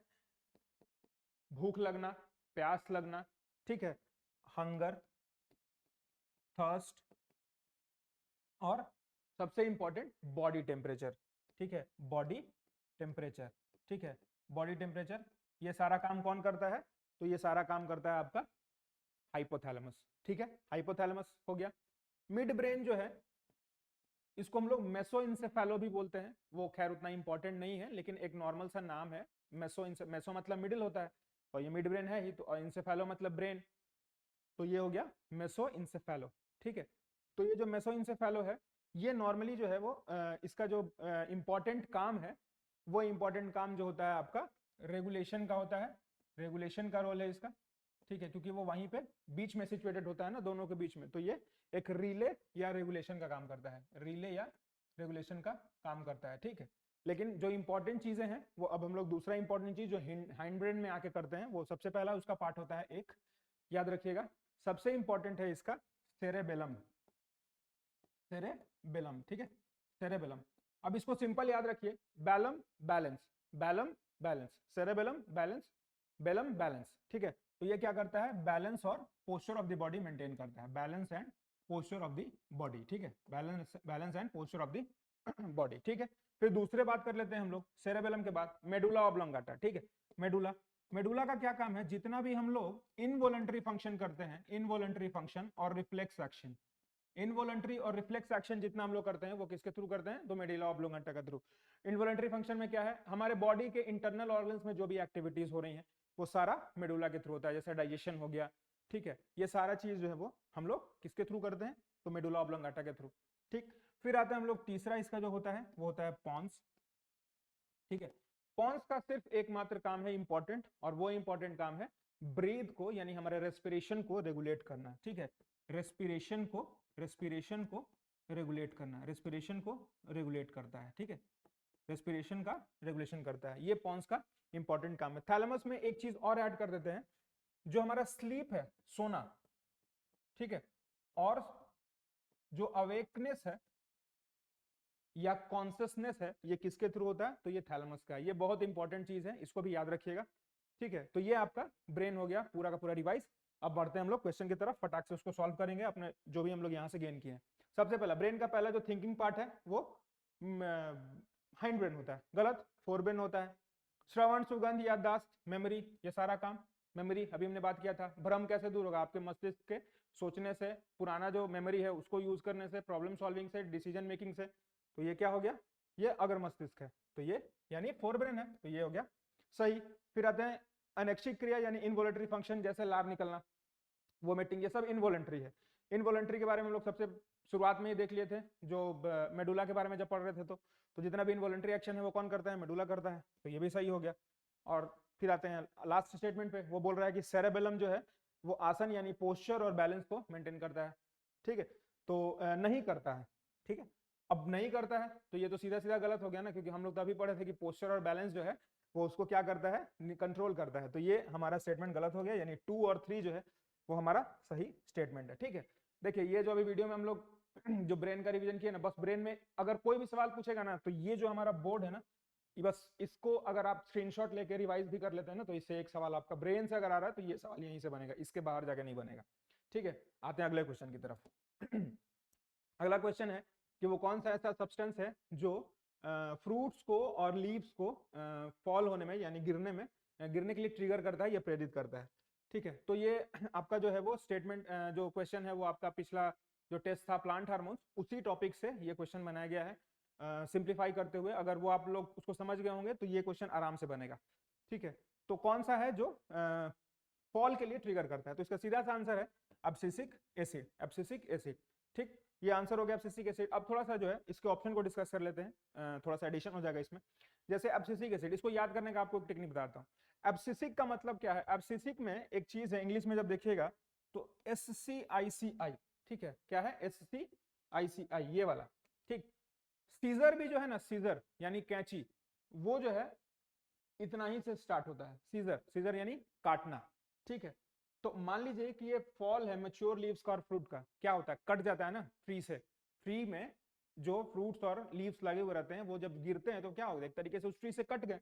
तो ये जो काम है ना ये एब्सिसिक एसिड का है। तो ये जो सीजर है ना यहाँ पे, ये याद रखिएगा, एब्सिसिक मतलब सीजर, सीजर मतलब काटने वाला, काटने वाला मतलब डिटैच करने वाला, यानी डिटैच कौन करेगा, मैच्योर लीव्स और फ्रूट्स को, तो वो करेगा एब्सिसिक एसिड। ठीक, फिर ऑक्सीन पे देख लेते हैं। ऑक्सीन और भी सिंपल है, ऑक्सीन का काम क्या है, ग्रोथ। ठीक है, अगर प्लांट का ग्रोथ हो रहा है, जब उसका स्टेम का ग्रोथ हो रहा है, तो वो किसके वजह से हो रहा है, तो वो हो रहा है ऑक्सीजन की वजह से, वो ऑक्सीजन की वजह से हो रहा है। फिर आते हैं हम लोग जिब्रेलिन पे।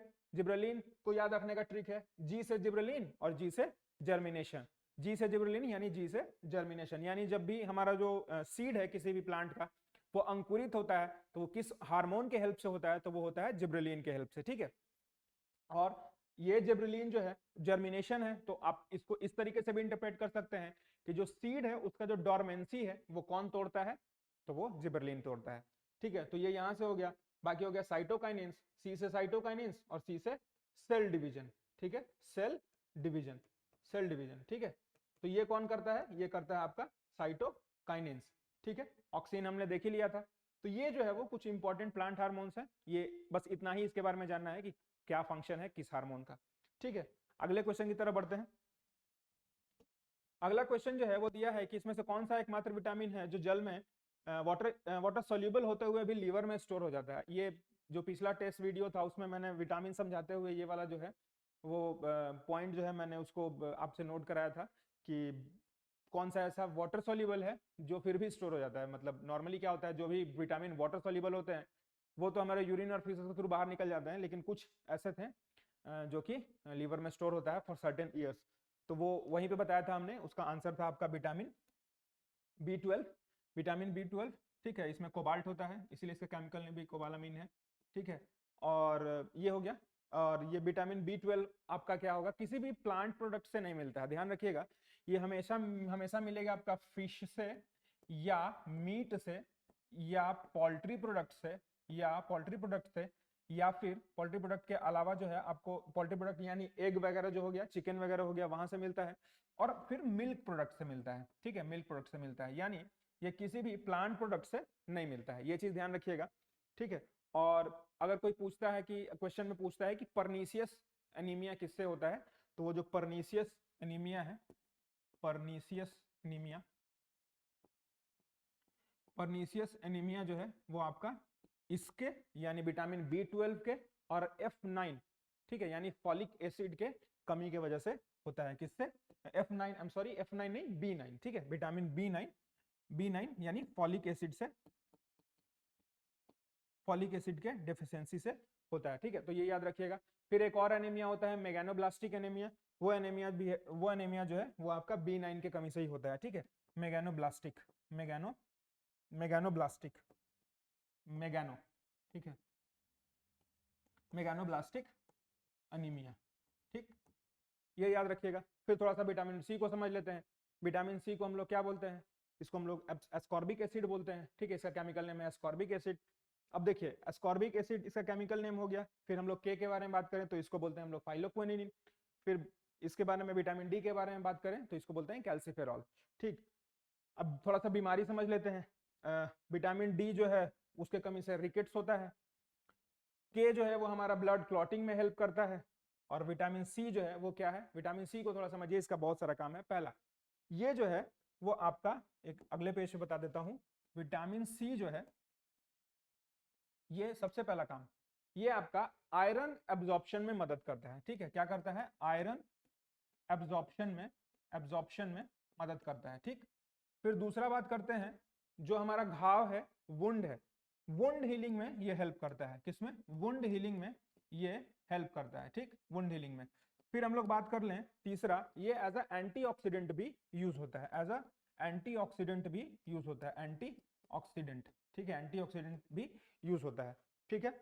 और ये हो गया। हाँ, इसकी कमी हो जाएगी तो डिजीज कौन सा हो जाएगा, तो डिजीज हो जाएगा आपका स्कर्वी, डिजीज हो जाएगा आपका स्कर्वी, ठीक है। तो ये सारी पॉइंट्स जो है वो, ये सारे पॉइंट्स आप ध्यान रखिएगा विटामिन सी के बारे में, ठीक है। बाकी तो इसमें और कुछ नहीं बचा हुआ था, हाँ ठीक है। और बस ये था। फिर बढ़ते हैं हम लोग अगले क्वेश्चन की तरफ। अगला जो क्वेश्चन है वो बोल रहा है कि कैप्सिसिनॉइड, कैरोटेनॉइड, फेनोलिक और विटामिन जो है ये किस फूड प्रोडक्ट्स के डोमिनेंट पार्ट होते हैं या उसमें डोमिनेंट होते हैं, ठीक है। देखिए इसमें बहुत ज्यादा चीजें जो थी वो बहुत ही कॉम्प्लेक्स वर्ड्स में लिखा हुआ था, बट इसमें सिंपल सा चीज था, आपको याद रखना था। कैप्सिकम, जो मार्केट में जो चाइनीज फूड होते हैं उसमें कैप्सिकम का बहुत ज्यादा इस्तेमाल किया जाता है। वो कैप्सिकम एक टाइप का चिली ही होता है। तो उससे आपको ये पकड़ना था कैप्साई, ठीक है, कैप्साई यानी उसी का कैप्सिकम जो है वो उसी का फॉर्म होता है एक तरीके से कैप्सिकम। ठीक, तो कैप्सिकम अगर थोड़ा सा भी क्लिक करता आपको तो आप उससे चिली आंसर लगा सकते थे। ठीक है, लेकिन थोड़ा सा इसको समझ लेते हैं। ऐसा तो इसका आंसर जो है वो कैप्सिसनॉइड और कार्टेनॉइड और फेनोलिक विटामिन वे सब जो है वो मिर्च जो है यानी चिली जो है उसमें बहुत ज्यादा डोमिनेंट होते हैं। ठीक है, लेकिन इसको थोड़ा सा और समझते हैं कि इसमें और क्या क्या हो सकता है। देखिए, सबसे पहला चीज जो नॉर्मली जो सवाल पूछता है जहां से कि कहाँ पे कौन सा केमिकल पाया जाता है, पहले बात कर लेते हैं हम लोग अनियन पे। अनियन काटते टाइम आंख से आंसू निकलते हैं, किस केमिकल की वजह से? बहुत ही कॉमन क्वेश्चन है, तो उसका आंसर है सल्फर। ठीक है, फिर हम लोग बात कर लेते हैं, ये पहला हो गया। दूसरा बात कर लेते हैं हम लोग कैरेट के बारे में। ठीक है, कैरेट में अल्फा कैरोटीन और बीटा कैरोटीन, ठीक है, अल्फा कैरोटीन और बीटा कैरोटीन होते हैं। ठीक है, अल्फा कैरोटीन और बीटा कैरोटीन की वजह से उसका कलर जो है वो ऑरेंज होता है। ठीक है, और अगर स्पेसिफिकली पूछे कि रेड किससे होता है तो वो होता है बीटा कैरोटीन की वजह से। ठीक है, ये चीज याद रखिएगा। फिर बात कर लेते हैं थोड़ा सा हम लोग टमाटर के लिए। ये भी पूछा हुआ सवाल है कि जो टमाटर है, टोमेटो, उसका कलर रेड कैसे होता है। ठीक है, तो उसको याद रखिएगा कि टोमेटो में जो है वो होता है कौन सा कलर, कौन सा केमिकल, लाइकोपीन। ठीक है, लाइकोपीन है, इसके वजह से जो है वो टमाटर का जो कलर है वो रेड होता है। ठीक है, तो ये सारी चीजें हो गई, इससे अधिक तो सवाल कभी बना नहीं है। तो ये हो गया इसका आंसर। गाजर में हम लोग बात ही कर ही लिए थे, तो चिली हो गया। चलिए अगले क्वेश्चन की तरफ बढ़ते हैं। डबल स्ट्रैंडेड डीएनए में कौन सा जो दो स्ट्रैंड है वो किस बॉन्ड से अटैच्ड होता है, किस बॉन्ड से जुड़ा हुआ होता है? ठीक है, इसको थोड़ा सा समझ लेते हैं। देखिए, इसका आंसर तो है ऐसा हाइड्रोजन बॉन्ड। ठीक है, हाइड्रोजन बॉन्ड इसका आंसर है, लेकिन थोड़ा बहुत जो है वो ऑप्शन को भी हम लोग डिस्कस कर लेते हैं। सबसे पहले हम लोग देख लेते हैं फॉस्फोडिस्टर बॉन्ड। फॉस्फोडिस्टर बॉन्ड क्या होता है? जो डीऑक्सीराइबो शुगर है, डीऑक्सीराइबो शुगर जो डीएनए में होता है, वो जब फॉस्फेट से अटैच्ड होता है तो वहां पे जो बॉन्ड बनता है उसको हम लोग फॉस्फोरोडिस्टर बॉन्ड बोलते हैं। कौन कौन सा? डीऑक्सीराइबोस, ठीक है, डीऑक्सीराइबोस शुगर प्लस फॉस्फेट, ये जो है कौन सा बॉन्ड बनाता है? फॉस्फोडिस्टर बॉन्ड। ठीक है, तो ये दोनों चीज एकदम इंपॉर्टेंट याद रखिएगा। अगर बॉन्ड के बारे में बात करें तो सबसे स्ट्रॉन्गेस्ट बॉन्ड जो बनता है वो बनता है आपका आयनिक बॉन्ड। ठीक है, स्ट्रॉन्गेस्ट बॉन्ड। दूसरा बात हम लोग कर लें कि इसका एग्जाम्पल क्या हो सकता है, तो इसका एग्जाम्पल हो सकता है NaCl सिंपल। जो कॉमन सॉल्ट होता है वो क्या होता है हमारा? Ionic bond. जहां तक सहसंयोजक बंधन का बात है यानी कोवैलेंट बॉन्ड का बात है, तो हम लोग हमेशा से जानते हैं कोवैलेंट बॉन्ड कौन बनाता है? तो कार्बन बनाता है। ठीक है, बॉन्ड से हमने बहुत सारा प्रीवियस ईयर क्वेश्चन जो है वो देखा हुआ था, इस वजह से हमारा ये क्वेश्चन बनाने का मकसद था। इसके साथ ही आपको एक दो चीजें और बॉन्ड से रिलेटेड ऐड करा देता हूं, ताकि क्वेश्चन अगर आ सके तो यहाँ से इंपॉर्टेंट क्वेश्चन बनते भी हैं। ठीक है, सबसे पहले हम लोग बात कर लेते हैं कार्बोहाइड्रेट। ठीक है, कार्बोहाइड्रेट, कार्बोहाइड्रेट के जो पॉलीसैकेराइड्स बनते हैं यानी जो कार्बोहाइड्रेट्स के पॉलीमर बनते हैं वो आपस में किस बॉन्ड से जुड़े हुए होते हैं? तो उस बॉन्ड का नाम है ग्लाइकोसिडिक बॉन्ड। ग्लाइकोसिडिक बॉन्ड, ठीक है, ग्लाइकोसिडिक बॉन्ड। ठीक, फिर हम लोग बात कर लेते हैं प्रोटीन पे। ठीक है, तो यहां पे बनता है आपका पेप्टाइड बॉन्ड, पेप्टाइड बॉन्ड। ठीक है, फिर हम लोग बात कर लेते हैं लिपिड पे। ठीक है, तो लिपिड पे कौन सा बॉन्ड बनता है? तो ये बनता है आपका ईस्टर बॉन्ड, ईस्टर बॉन्ड। ठीक है, मेरे हिसाब से बॉन्ड से अब इससे ज्यादा कुछ भी क्वेश्चन बनने का पॉसिबिलिटी नहीं है। एटलीस्ट इतना जो है वो हमें जानना चाहिए बॉन्ड्स के बारे में। ठीक है, बायो मॉलिक्यूल्स, मॉलिक्यूलर जो बॉन्ड है उससे रिलेटेड। अगले क्वेश्चन की तरफ बढ़ते हैं। अगला क्वेश्चन दिया हुआ है कि एसोफिनॉल, बेसोफिल, न्यूट्रोफिल, लिम्फोसाइट, ये सब जो है वो, और उसका फंक्शन दिया हुआ है, उसका एक्टिविटी दिया हुआ है। देखिए, ये सवाल जो है वो आपका व्हाइट ब्लड सेल से है, WBC से, और ये सारे जो है वो WBC के ही फॉर्म होते हैं। ठीक है, सबसे पहले हम लोग देख लेते हैं, नीचे से शुरू करते हैं, लिम्फोसाइट। ठीक है, हम जानते हैं लिम्फोसाइट का काम क्या है? इम्यून रिस्पॉन्स का। ठीक है, लिम्फोसाइट का काम क्या है? Immune response. तो इसका आंसर हो गया आपका मैचिंग 1 हो गया। एक और चीज याद रखिएगा, लिम्फोसाइट जो है वो दो टाइप के होते हैं। ठीक है, लिम्फोसाइट जो है वो, नेक्स्ट पेज पे लिख देते हैं, लिम्फोसाइट जो है, लिम्फोसाइट दो तरीके के होते हैं। एक होता है आपका बी लिम्फोसाइट, और एक होता है आपका टी लिम्फोसाइट। ठीक है, बी लिम्फोसाइट क्या करता है, ये एंटीबॉडीज बनाता है, ये एंटीबॉडीज बनाता है, और टी लिम्फोसाइट जो है वो सेल्फ अटैक करता है, यानी खुद ही अटैक कर देता है। ठीक है, ये हो गया आपका बी लिम्फोसाइट और टी लिम्फोसाइट। और इसका काम क्या है, तो ये है इम्यून रिस्पॉन्स। ठीक है, इम्यून रिस्पॉन्स। ठीक है, लिम्फोसाइट के बारे में इतना चीज जरूर याद रखिएगा। फिर हम लोग वापस क्वेश्चन की तरफ लौटते हैं। तो लिम्फोसाइट का हो गया आपका रोग प्रतिरोधक क्षमता यानी इम्यून रिस्पॉन्स। बात कर लेते हैं हम लोग न्यूट्रोफिल के बारे में। देखिए न्यूट्रोफिल क्या होता है, ये इसको हम लोग बैक्टीरिया ईटर भी बोलते हैं। क्या बोलते हैं, जो हमारा न्यूट्रोफिल है, न्यूट्रोफिल, न्यूट्रोफिल को हम लोग क्या बोलते हैं, बैक्टीरिया ईटर। ठीक है, बैक्टीरिया ईटर। तो बैक्टीरिया ईटर बोलते हैं, तो ये सिंपल हो जाएगा कि ये क्या करेगा, ये फैगोसाइटोसिस करेगा। फैगोसाइटोसिस का मतलब ही होता है बैक्टीरिया को खत्म करना। ठीक है, तो फैगोसाइटोसिस हो गया, तो ये आपका हो जाएगा 3 का यहाँ पे 2। ठीक, अब बच गया बेसोफिल और आइनोसफिल। ठीक, तो जो हमारा बेसोफिल और आइनोसफिल हो गया, वो जो बचे हुए हमारे 2 ऑप्शन है उसमें से किसी न किसी से मैच कर ही जाएगा। इसको थोड़ा समझ लेते हैं। जो हमारा बेसोफिल होता है ना, वो एलर्जी होता है ना, जब भी एलर्जी होता है तो क्या करता है वो, कि जो हिस्टैनिमेज एंजाइम है, जो कि एक टाइप का डिस्ट्रक्टिव एंजाइम है, वो सिक्रेट करता है। और जो हमारा इओसिनोफिल है वो क्या करता है, आपका स्किन रिलेटेड जब भी इश्यू होता है तो वो क्या करता है कि ग्रैनुलर हिस्टेनामाइन जो है वो सिक्रेट करता है। ठीक है, तो ये जो इसका ऑप्शन होगा, ये चौथा का फर्स्ट है और ये वाला। ठीक है, डी इसका आंसर हो जाएगा। ठीक है, तो ये तो आप लोग समझ ही गए। ये क्या है, ये डब्ल्यूबीसी का ही एक टाइप है। एक और टाइप जो है यहाँ पे नहीं दिया हुआ था, उसको थोड़ा समझ लीजिए, उसका है मोनोसाइट। ठीक है, मोनोसाइट। ये क्या होता है, ये लार्जेस्ट डब्ल्यूबीसी होता है, ये लार्जेस्ट व्हाइट ब्लड सेल होता है, ये लार्जेस्ट व्हाइट ब्लड सेल होता है। ठीक है, और ये क्या करता है, जब भी इंफेक्शन होता है ना, तो उस टाइम जो है ये मोनोसाइट जो है वो हेल्प करता है ह्यूमन बॉडी को रिकवर करने में। ठीक है, तो अगले क्वेश्चन की तरफ बढ़ते हैं। अगला क्वेश्चन कह रहा है कि ग्लूकागॉन जो है वो कहां से सिक्रीट होता है, ग्लूकागॉन कहां से सिक्रीट होता है। ठीक है, इसको सॉल्व करने से पहले पहले थोड़ा सा इसका डिस्कशन कर लेते हैं। ठीक है, एक पेज लेके पहले बात करते हैं हम लोग। सबसे पहले एक चीज को समझ लीजिए कि ग्लूकागॉन जो है वो रिलीज कहां से होता है, तो याद रखिएगा पैनक्रियाज से। अब इसको अच्छे से डिस्कस कर लेते हैं। सबसे पहले बात करते हैं हम लोग पैनक्रियाज पे। ठीक है, पैनक्रियाज जो है वो 2 टाइप का ग्लैंड है, यानी वो इंडोक्राइन भी है और वो एक्सोक्राइन भी है।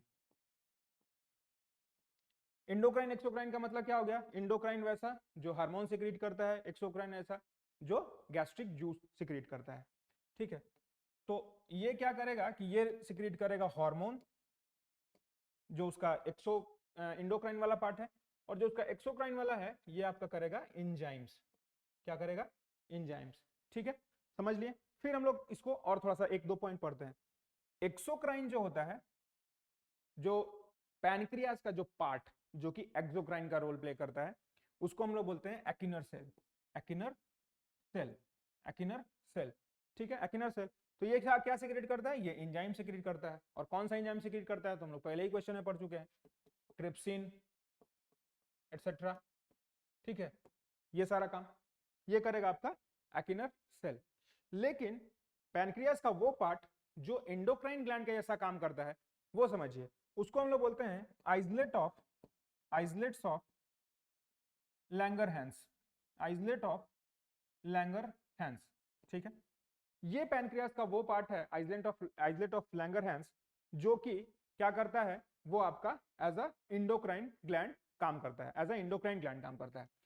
ये क्या करेगा, ये हार्मोन सिक्रीट करेगा। और अब समझिए कि कौन कौन सा हार्मोन ये सिक्रीट करेगा। समझिए, आइसलैंड्स ऑफ लैंगरहैंस जो है ना, यहां पे 2 है, एक है आपका अल्फा सेल और एक है आपका बीटा सेल।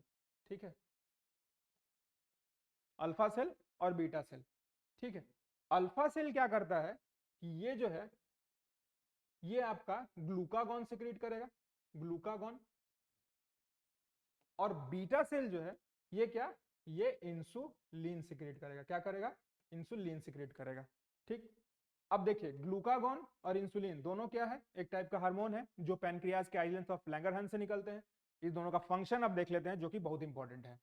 ग्लूकागॉन का काम क्या है कि ये हाइपोग्लाइसीमिया का जो सिचुएशन है उसको प्रिवेंट करता है। हाइपोग्लाइसीमिया का मतलब क्या हो गया कि जो ब्लड है हमारा, उस ब्लड में जो शुगर का लेवल है अगर वो कम हो रहा है तो उसको कंट्रोल करता है ग्लूकागॉन, ठीक है। और इंसुलिन के बारे में तो आप लोग जानते ही होंगे। इंसुलिन क्या करता है कि जो ब्लड में जब शुगर का लेवल बढ़ता है तो उस सिचुएशन यानी हाइपरग्लाइसीमिया को ये प्रिवेंट करता है, ठीक है। तो यहां पे क्या हो जाएगा आपका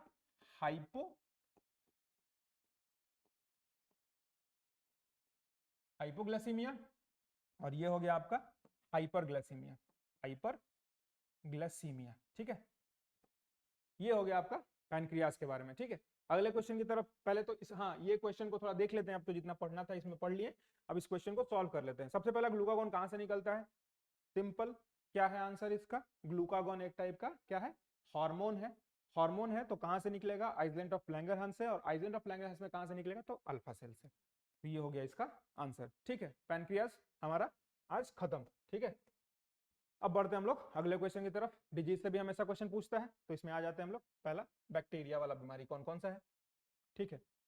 एक एक बीमारी को देख लेते हैं। सबसे पहले देख लेते हैं डिप्थीरिया को। हम लोग जानते हैं डिप्थीरिया क्या है? एक टाइप का बैक्टीरियल डिजीज है। तो एक तो ये हो गया पहला चीज। दूसरा बात कर लेते हैं ऑप्शन पे जीका पे। जीका क्या है? ये एक टाइप का वायरस यानी वायरल डिजीज है, ये वायरस से होता है, ठीक है। अब इसको समझ लेते हैं आखिर ये फैलता कैसे है जीका, ठीक है। ये बहुत ही फेमस बीमारी है, बहुत ज्यादा न्यूज में रहती है। जीका जो है वो हमारा मॉस्क्यूटो के थ्रू फैलता है, ठीक है। और कौन से मॉस्क्यूटो? तो एडिस इजिप्टिस और एडिस एल्बोपिक्टस, यानी जो एडिस स्पीसीज है मॉस्क्यूटो का, उसी से ये जीका वायरस जो है वो फैलता है। तो जीका आपका वायरल हो गया। फिर आते हैं पोलियो पे। पोलियो के बारे में हम लोग जानते हैं ये वायरल डिजीज है और ओरल फीकल रूट्स के थ्रू जो है वो ट्रांसमिट होता है। लेकिन पोलियो के बारे में हम लोग एक दो इंपॉर्टेंट पॉइंट एग्जाम के पॉइंट ऑफ व्यू से जान लेते हैं। सबसे पहला, इसका जो वैक्सीन है, ठीक है, वो किसने डिस्कवर्ड किया था, ठीक है। और दूसरा है कि जो ओरल पोलियो वैक्सीन है जो फिलहाल हम लोग यूज कर ले रहे थे, जो हमारे पोलियो वैक्सीनेशन इम्यूनाइजेशन प्रोग्राम में जो यूज होता है उसको हम लोग क्या बोलते हैं, ठीक है। तो जो हमारा वैक्सीन है वो किया था साल्क ने डिस्कवर, और जो जो ओरल पोलियो वैक्सीन है उसको किसने किया था? तो एल्बर्ट सेबिन ने, ठीक है। तो ये दो पॉइंट है जो आपको पोलियो के बारे में जरूर से जरूर याद रखना चाहिए।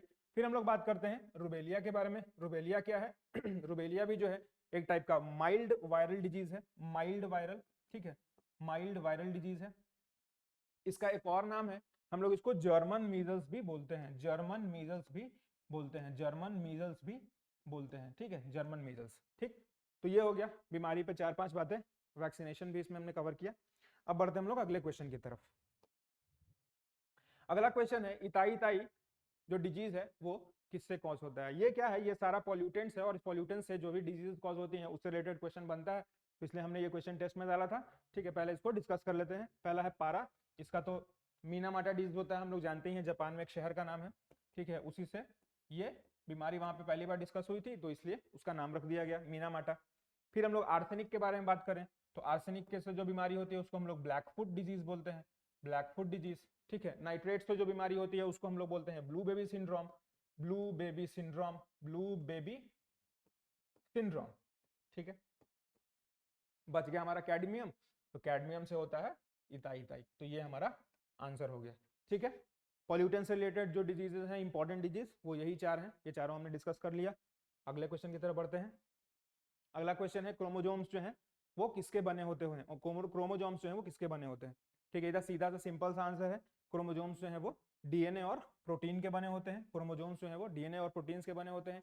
होता क्या है कि एक क्रोमोजोम जो है वो और एक प्रोटीन, मतलब प्रोटीन का जो पॉलीमर है, मतलब एक डीएनए एक प्रोटीन पॉलीमर, ये दोनों जो मिलके हैं ये क्रोमोजोम्स का फॉर्मेशन करते हैं। और वो कौन सा प्रोटीन होता है? तो ठीक है, हिस्टेन, ठीक है, वो स्टेन प्रोटीन होता है, ठीक है। इतना याद रखना है इसमें। अगले क्वेश्चन की तरफ बढ़ लेते हैं। अगला क्वेश्चन है कि कौन सा प्लांट किंगडम में किस प्लांट ग्रुप को हम लोग amphibian of the plant kingdom बोलते हैं, amphibian of the plant kingdom बोलते हैं, ठीक है। तो देखिए इसका सीधा सा आंसर है ब्रायोफाइटा, ठीक। ब्रायोफाइटा जो है उसको हम लोग एम्फीबियन ऑफ प्लांट किंगडम बोलते हैं क्योंकि वो टेरेस्ट्रियल और एक्वेटिक दोनों मीडियम में सर्वाइव कर लेता है, इसलिए हम लोग एम्फीबियन बोलते हैं उसको। और लेकिन इसमें जो कुछ क्लासिफिकेशन और दिए हुए हैं इसको थोड़ा बहुत समझ लेते हैं, ठीक है। तो सबसे पहले हम लोग बात कर लेते हैं टेरिडोफाइटा पे, ठीक है। टेरिडोफाइटा, इसको याद रखिएगा, एक पॉइंट ही बताऊंगा इन सब के बारे में जो कि बहुत इंपॉर्टेंट है, क्रक्स है, अभी तो ज्यादा टाइम लेने का समय है नहीं। तो सबसे पहले हम लोग टेरिडोफाइटा देख लेते हैं। ये क्या होता है, ये सीडलेस होता है, याद रखिएगा। जब भी बात हुए टेरिडोफाइटा तो एक चीज याद रखिएगा, जो मिनिमम आपको जो याद रखना है वो है सीडलेस, ठीक है। फिर बात करते हैं हम लोग एंजियोस्पर्म्स पे। एंजियोस्पर्म्स क्या होता है, फ्रूट्स एंड फ्लावरिंग प्लांट्स, मतलब फ्लावर होगा तो फ्रूट बनेगा ही, तो ये होता है फ्लावरिंग प्लांट्स, और फ्रूट होगा ही। जब जिम्नोस्पर्म्स का बात आएगा तो इसको हमेशा याद रखिएगा, ये क्या होता है, नॉन फ्रूट, ठीक है। जिम्नोस्पर्म्स में फ्रूट नहीं होता है, क्यों, क्योंकि इसका सीड जो है वो नेकेड होता है। नेकेड सीड होने की वजह से, नेकेड सीड होने की वजह से ये क्या है, इसका फ्रूट फॉर्मेशन नहीं हो पाता है, ठीक है। तो इतना चीज जरूर याद रखिएगा, ये प्लांट क्लासिफिकेशन के इंपॉर्टेंट 4 पॉइंट्स हैं, इसको जरूर याद रखिएगा। अगले क्वेश्चन की तरफ बढ़ लेते हैं। इनमें से कौन सा फेनोमेना जो है वो हमें साउंड में नहीं देखने को मिलता है, या इसमें से कौन सा प्रभाव जो है वो ध्वनि तरंगों में नहीं पाया जाता है, ठीक है। तो डिस्कस कर लेते हैं। सबसे पहले तो पिछले क्लास में भी साउंड से हमने क्वेश्चन बनाया था, अगर उसको थोड़ा बहुत आपने कॉन्सेप्चुअली समझने की कोशिश किया होगा तो इसमें अच्छा अटेम्प्ट आप ले सकते हैं इस क्वेश्चन के लिए। सबसे पहले हम लोग बात कर लेते हैं नीचे से, यहाँ से विवर्तन से बात कर लेते हैं। देखिए ये डिफ्रैक्शन है, डिफ्रैक्शन जिसको हम लोग विवर्तन बोलते हैं, डिफ्रैक्शन। डिफ्रैक्शन होता क्या है, ये पिछले टेस्ट के डिस्कशन में भी हमने बताया था, डेविएशन होता है एक टाइप का, डेविएशन या बेंडिंग ऑफ लाइट, ठीक है। डेविएशन या बेंडिंग ऑफ लाइट, इसी को हम लोग डिफ्रैक्शन बोलते हैं, ठीक है। तो ऑब्वियस है कि ये जो है आपको साउंड में भी देखने को मिलेगा। और इसके बारे में एक और चीज समझ लीजिए विवर्तन यानी डिफ्रैक्शन के बारे में, कि ये क्या होता है कि एक होलोग्राम जो आपने देखा होगा, वो जिस फेनोमेना पे काम करता है, वो जिस फेनोमेना का एग्जांपल है उसको हम लोग डिफ्रैक्शन बोलते हैं, ठीक है। होलोग्राम याद रखिएगा, होलोग्राम जो है वो किस फेनोमेना का एग्जांपल है, तो वो डिफ्रैक्शन का। ये पूछता भी है सवाल कि होलोग्राम जो है वो किसका एग्जांपल है, तो वो डिफ्रैक्शन का एग्जांपल है। ये तो सिंपल है, परावर्तन, रिफ्लेक्शन आप लोग सबको जानते होंगे, इसको डिस्कस करने का जरूरत तो है नहीं। व्यतिकरण को थोड़ा देख लेते हैं। व्यतिकरण जिसको हम लोग हिंदी में इंटरफेरेंस भी बोलते हैं, इसको थोड़ा ध्यान से समझिएगा। देखिए व्यतिकरण क्या होता है ना, कि जैसे एग्जांपल में समझिए डे टू डे लाइफ के हिसाब से, वाटर है, वाटर के ऊपर हमने एक ऑयल का लेयर बना दिया, यानी वाटर में ऑयल स्पिल हो गया, यानी वाटर का लेयर, वाटर पे एक ऑयल का लेयर बन गया। तो क्या होता है कि 2 लेयर बन जाने की वजह से ओवरलैपिंग होता है वाटर पे। जब पानी पे कोई भी लाइट रे गिरेगा, ठीक है, तो क्या होगा कि 2 उसके लेयर बन गए हैं, एक तो उसका जो ऑयल सरफेस है वो, और एक नॉर्मल वाटर सरफेस है जो वो। तो क्या होता है कि जब दोनों से लाइट वापस जब रिफ्लेक्ट होकर आएगी तो क्या होगा कि दोनों के बीच में ओवरलैपिंग होगा, ठीक है। तो इसी ओवरलैपिंग को हम लोग इंटरफेरेंस बोलते हैं, इसी ओवरलैपिंग को हम लोग क्या बोलते हैं, इंटरफेरेंस बोलते हैं। ओवरलैपिंग को इंटरफेरेंस बोलते हैं। एग्जाम्पल मैंने बता ही दिया, एग्जाम्पल क्या होता है, जब भी कोई वाटर है, वाटर के ऊपर अगर ऑयल का एक लेयर बन गया है तो उसकी वजह से जो 2 लाइट रेज हैं उनके बीच में ओवरलैपिंग होगा, और इसी ओवरलैपिंग को हम लोग इंटरफेरेंस बोलते हैं, याद रखिएगा, ठीक है। सीडी आपने देखा होगा, सीडी कॉम्पैक्ट डिस्क, अगर उसको हम लोग हिलाते हैं, बेंड करते हैं थोड़ा बहुत, तो उसमें भी कलर डिफरेंस देखने को मिलता है, वो सारा जो है वो आपका इंटरफेरेंस का ही एग्जांपल है, याद रखिएगा, कॉम्पैक्ट डिस्क, ठीक है, सीडी। फिर हम लोग आते हैं अब अपने ए ऑप्शन पे, जिसका नाम है ध्रुवीकरण या पोलराइजेशन। इसको थोड़ा समझते हैं। देखिए पोलराइजेशन क्या होता है, आपने देखा होगा जब भी अपने 3D मूवीज वगैरह देखते होंगे, या फिर जो सन ग्लासेस है उसमें लिखा होता है पोलराइज्ड ग्लास, ठीक है, पोलराइज्ड ग्लास। देखिए उसका मकसद क्या होता है, जब भी आपका कोई भी लाइट है, ठीक है, अगर ट्रांसवर्स मीडियम में कर रहा है ट्रेवल, यहाँ पे याद रखिएगा ट्रांसवर्स मीडियम, तो ये जो पोलराइजेशन का फेनोमेना है ना, ये हमेशा जो है वो आपका ट्रांसवर्स में ही होता है, हमेशा ट्रांसवर्स में ही होता है। एग्जाम्पल के तौर पे आपका हो गया एक्सरे और लाइट वेव, जो हमारा नॉर्मल लाइट वेव है, एक्सेट्रा, ठीक है। तो ये सारा जो है वो जब ट्रांसवर्स के फॉर्म में, जब ट्रांसफॉर्म वेव की तरफ घूमते रहता है, तो वहां पे हमको पोलराइजेशन देखने को मिलता है। एग्जाम्पल मैंने आपको बता ही दिया, 2 एग्जाम्पल, एक हो गया आपका 3D ग्लास, क्या होता है उसमें 2 हम लोग ये इमेजिन करते हैं कि जो बैकग्राउंड है वो अलग तरीके से शो हो रहा है और जो उसके अंदर जो ऑब्जेक्ट है वो 3D फॉर्म में हमें दिखने लगता है, ठीक है। तो उसका जो फेनोमेना है वो पोलराइजेशन ही है। तो ट्रांसवर्स वेव, अब देखते हैं साउंड से इसका क्या रिलेशन है। देखिए हमने पिछले टेस्ट में भी डिस्कस किया था कि जो साउंड है ना वो लॉन्गिट्यूडनल वेव है, यानी गैस में, लिक्विड में और प्लाज्मा में, ठीक है। साउंड जो है वो क्या है, लॉन्गिट्यूडनल है। तो गैस हो गया, प्लाज्मा हो गया, लिक्विड हो गया, वहां पे ये एज अ लॉन्गिट्यूड काम करता है। तो जब नॉर्मली गैस और लिक्विड और प्लाज्मा में जब वो एज अ लॉन्गिट्यूड ट्रैवल करती है तो ये ट्रांसवर्स फेनोमेना कैसे शो करेगी, ठीक है। तो ये सिंपल सा इतना ही कॉन्सेप्ट इसमें यूज करना था कि जो लिक्विड है हमारा, जो गैस है हमारा, जो प्लाज्मा है, वहां पे साउंड कैसे मूव करती है, तो वो एज अ ट्रांसवर्स वेव नहीं, as a longitudinal wave move करती है। और पोलराइजेशन जो है वो हमारा ट्रांसवर्स वेव का फेनोमेना है, तो इसीलिए हम लोग साउंड वेव में पोलराइजेशन हमें देखने को नहीं मिलता है, ठीक है। अगले क्वेश्चन की तरफ बढ़ते हैं। अगला क्वेश्चन है सेल्सियस में 5 डिग्री फ़ारेनहाइट का वैल्यू क्या होगा। अब देखिए इसको बैठ के सॉल्व करने मत बैठना, ये ध्यान रखना है। इसको बैठ के सॉल्व करने बैठिएगा टाइम किल होगा। सीधा सिंपल सा समझिए, जो 0 डिग्री सेल्सियस है वो क्या होता है, 32 डिग्री फ़ारेनहाइट, ठीक। इतना तो आप लोगों को ध्यान रखना होगा। अब देखिए इसमें सिंपल देखिए वो क्या है, 5 डिग्री फ़ारेनहाइट यानी 32 डिग्री से भी नीचे है, यानी वो क्या है, 0 डिग्री से भी नीचे है, यानी माइनस में होगा। तो ऑब्वियस चीज है, ऑप्शन में सिर्फ एक ही ऑप्शन है जो माइनस में है और वो आंसर है आपका -15 डिग्री सेल्सियस, ठीक है। ये आपको एग्जाम प्रेशर में ये चीजें आपको ध्यान देनी पड़ेंगी कि कौन सा क्वेश्चन में बैठ के कैलकुलेशन करना है। वो ऑब्वियसली अगर नेसेसरी है तो करना है, लेकिन अगर नेसेसरी नहीं है तो थोड़ा प्रेजेंस ऑफ माइंड से भी ये क्वेश्चन सॉल्व किया जा सकता था, ठीक है। इसको थोड़ा ध्यान रखिएगा एग्जाम में, ठीक। अगले क्वेश्चन की तरफ बढ़ते हैं। अगला क्वेश्चन, एक हेवी बॉडी और एक लाइट बॉडी में जब सिमिलर यानी सेम काइनेटिक एनर्जी होता है तो क्या होता है। अब इसमें सिर्फ दो लाइन आपको कॉन्सेप्ट समझना है। पहला कॉन्सेप्ट ये है कि रिलेशन क्या होता है मोमेंटम का काइनेटिक एनर्जी के साथ या मास के साथ, ठीक है। तो याद रखिएगा कि जैसे जैसे मास बढ़ेगा, देखिए मोमेंटम क्या होता है, P is equals to mv, ठीक। अब चूंकि काइनेटिक एनर्जी सेम था, यानी मान के चलते हैं कि उसका वेलोसिटी सेम था, लेकिन डिफरेंट क्या था, तो मास था। तो यहां हम लोग देख रहे हैं कि इन दोनों के बीच में डायरेक्ट रिलेशन है, यानी मास बढ़ेगा तो मोमेंटम भी बढ़ेगा। तो मास किसका बढ़ा है, जो कि भारी है, तो इसका आंसर हो जाएगा कि जो भारी बॉडी है, जो हेवी बॉडी है, उसका मोमेंटम सबसे ज्यादा होगा। यानी हम लोग ये कह सकते हैं कि momentum is directly proportional to mass, ठीक है। लेकिन यहां से एक और सवाल बनता है, उसको हमेशा ध्यान रखिएगा कि काइनेटिक एनर्जी और वेलोसिटी का क्या रिलेशन है। तो याद रखिएगा कि जो हमारा काइनेटिक एनर्जी है, काइनेटिक एनर्जी वो क्या होता है, वो इनवर्सली प्रोपोर्शनल होता है मास के, वेलोसिटी के, याद रखिएगा, ठीक है। काइनेटिक एनर्जी क्या होता है, वेलोसिटी के अपोजिट होता है। तो इस सिचुएशन में क्या होता है कि जब भी कोई बॉडी जो हल्की बॉडी होती है ना, the body which has less मास, या फिर वो लाइट होती है तो उसका काइनेटिक एनर्जी ज्यादा होता है। तो लाइट जो भी ऑब्जेक्ट होगा उसका काइनेटिक एनर्जी ज्यादा होगा अगर दोनों का वेलोसिटी सेम है तो, ठीक है। आगे की तरफ बढ़ते हैं। अगला क्वेश्चन है आपका कि सभी फंडामेंटल फोर्सेस में से कौन सा ऐसा फोर्स है जो कि वीकेस्ट है, ठीक है। सबसे पहले समझ लेते हैं कि फंडामेंटल जो हमारे फोर्सेस हैं वो होते क्या हैं। देखिए न्यूक्लियर फिजिक्स में जो स्टैंडर्ड मॉडल ऑफ फिजिक्स है, ऑफ मॉडल फिजिक्स, जो स्टैंडर्ड पार्टिकल के जो फिजिक्स का मॉडल है, उसके हिसाब से जो है ना हमने बहुत सारे सब एटॉमिक पार्टिकल भी खोजे हैं जो इलेक्ट्रॉन, प्रोटॉन, न्यूट्रॉन से भी छोटे हैं, ठीक है। ऐसे कुछ 100 एलिमेंट्स जो है वो पार्टिकल्स खोजे गए हैं।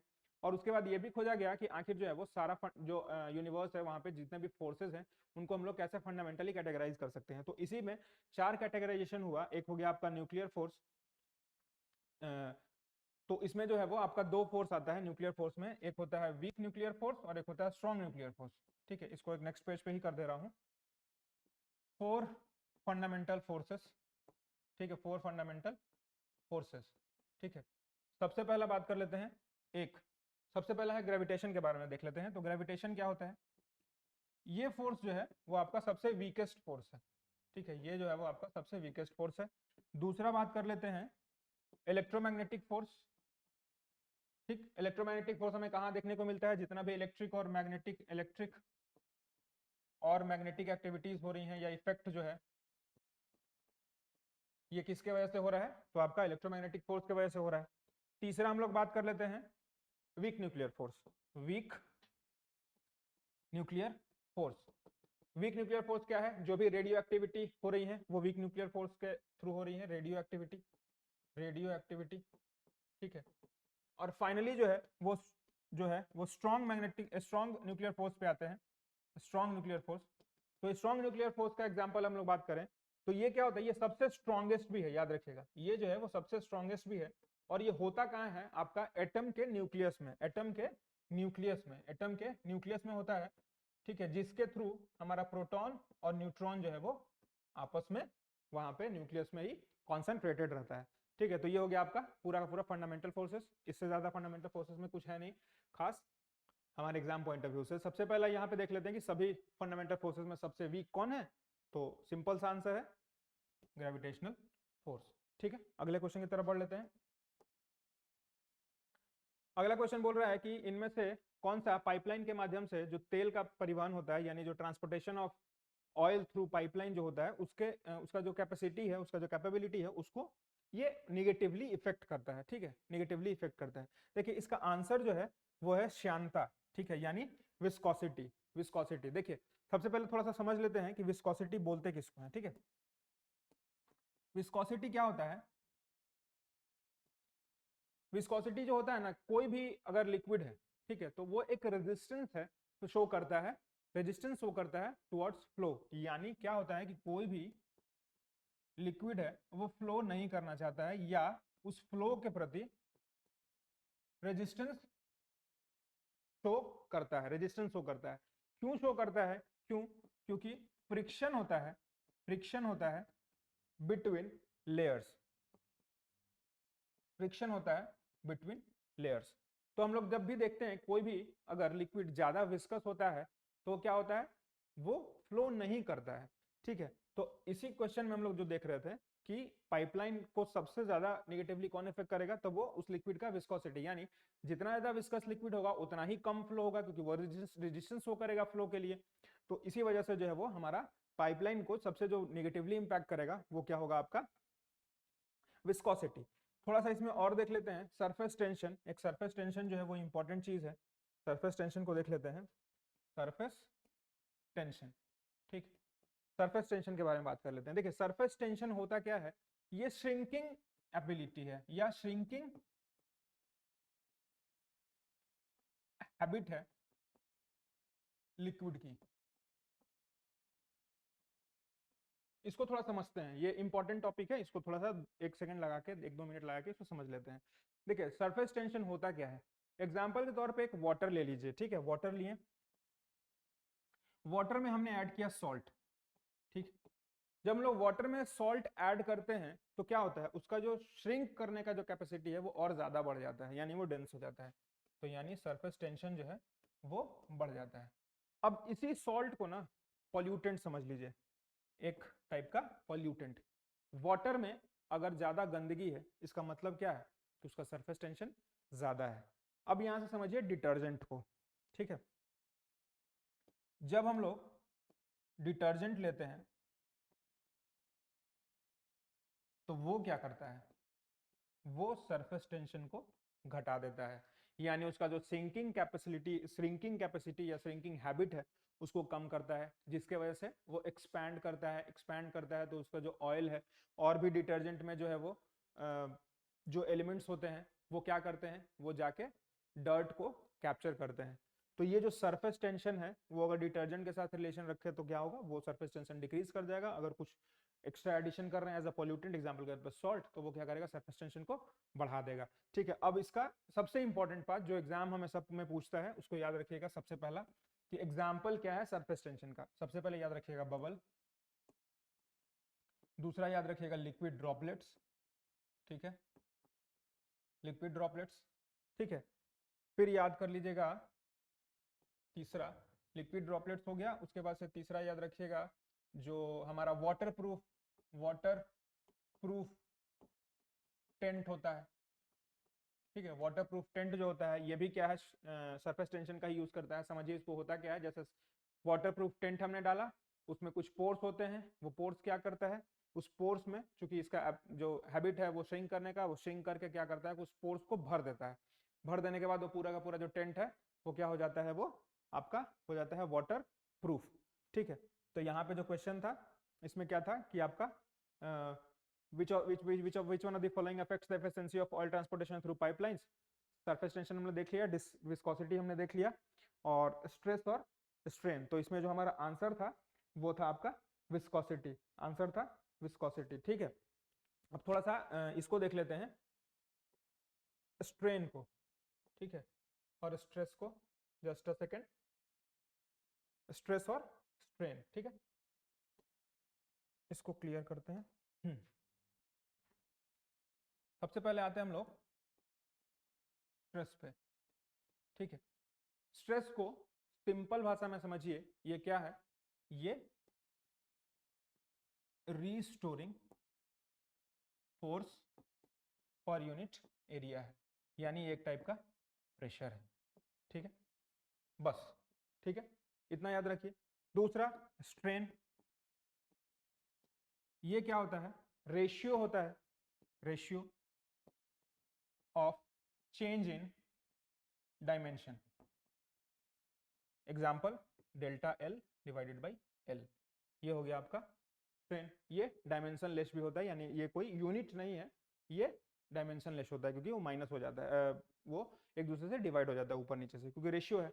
ठीक है, तो इसका हो गया, और इसमें कुछ था नहीं, सॉल्व हो गया। एक और एग्जाम्पल आप सरफेस टेंशन का वो कर सकते हैं, बाकी सारी चीजों के अलावा।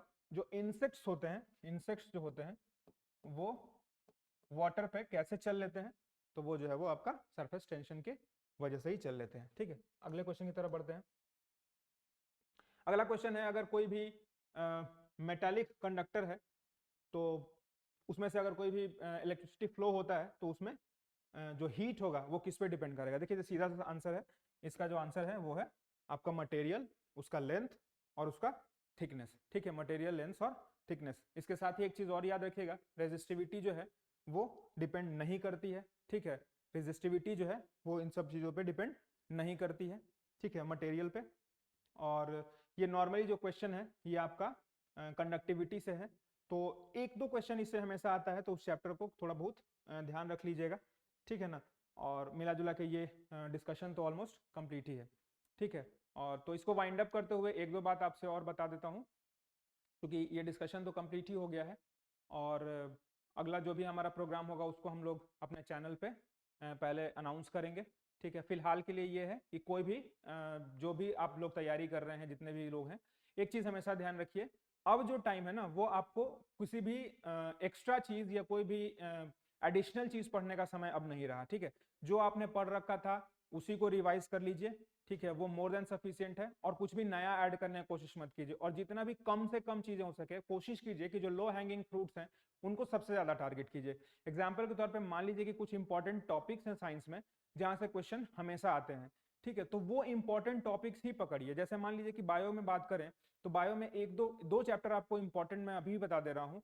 देखिए, एक सेल जरूर देख लीजिएगा और डिजीज जरूर देख लीजिएगा। सेल, विटामिन, डिजीज, ये सारी जो 2-3 चैप्टर्स हैं, इससे हमेशा क्वेश्चन आता है। ठीक है, तो इससे दो क्वेश्चन, एक क्वेश्चन भी आता है, तो ये आपका लो हैंगिंग फ्रूट है, इसको जरूर से जरूर करिएगा। ठीक है, इसके अलावा हम कोशिश करेंगे कि एक वीडियो आपके लिए अपलोड कर दें जल्द से जल्द, ताकि जो 10 टॉपिक्स हैं वो इंपॉर्टेंट टॉपिक्स, जो एक पेज का टॉपिक, ज्यादा बड़ा टॉपिक नहीं, एक पेज का ही जो है वो उसको आप पढ़ के कंप्लीट कर लीजिए, उसको ज्यादा डिटेल में पढ़ने का जरूरत नहीं है। ठीक है, उसी तरीके से मेजरिंग डिवाइसेस और जो मेजरिंग यूनिट्स है वो एक इंपॉर्टेंट चैप्टर है फिजिक्स में, वो कर लीजिएगा। केमिस्ट्री में जो है वो फिजिकल चेंज और केमिस्ट्री इन एवरीडे लाइफ जो है वो 1-2 चैप्टर कर लीजिएगा, वहां से क्वेश्चन हमेशा फंसते हैं। बाकी आपका अगर डिमांड आएगा कमेंट सेक्शन में, तो हम जो है वो एक एक्सक्लूसिवली वीडियो रिकॉर्ड कर देंगे, वैसे 5-6 टॉपिक्स का, जो हर एक सेक्शन में इंपॉर्टेंट है, फिजिक्स, केमिस्ट्री, बायो में। ठीक है, तो तब तक के लिए पढ़ते रहिए, एंजॉय करते रहिए, और ऑल द बेस्ट एग्जाम के लिए। Hope will meet soon. Okay, bye bye.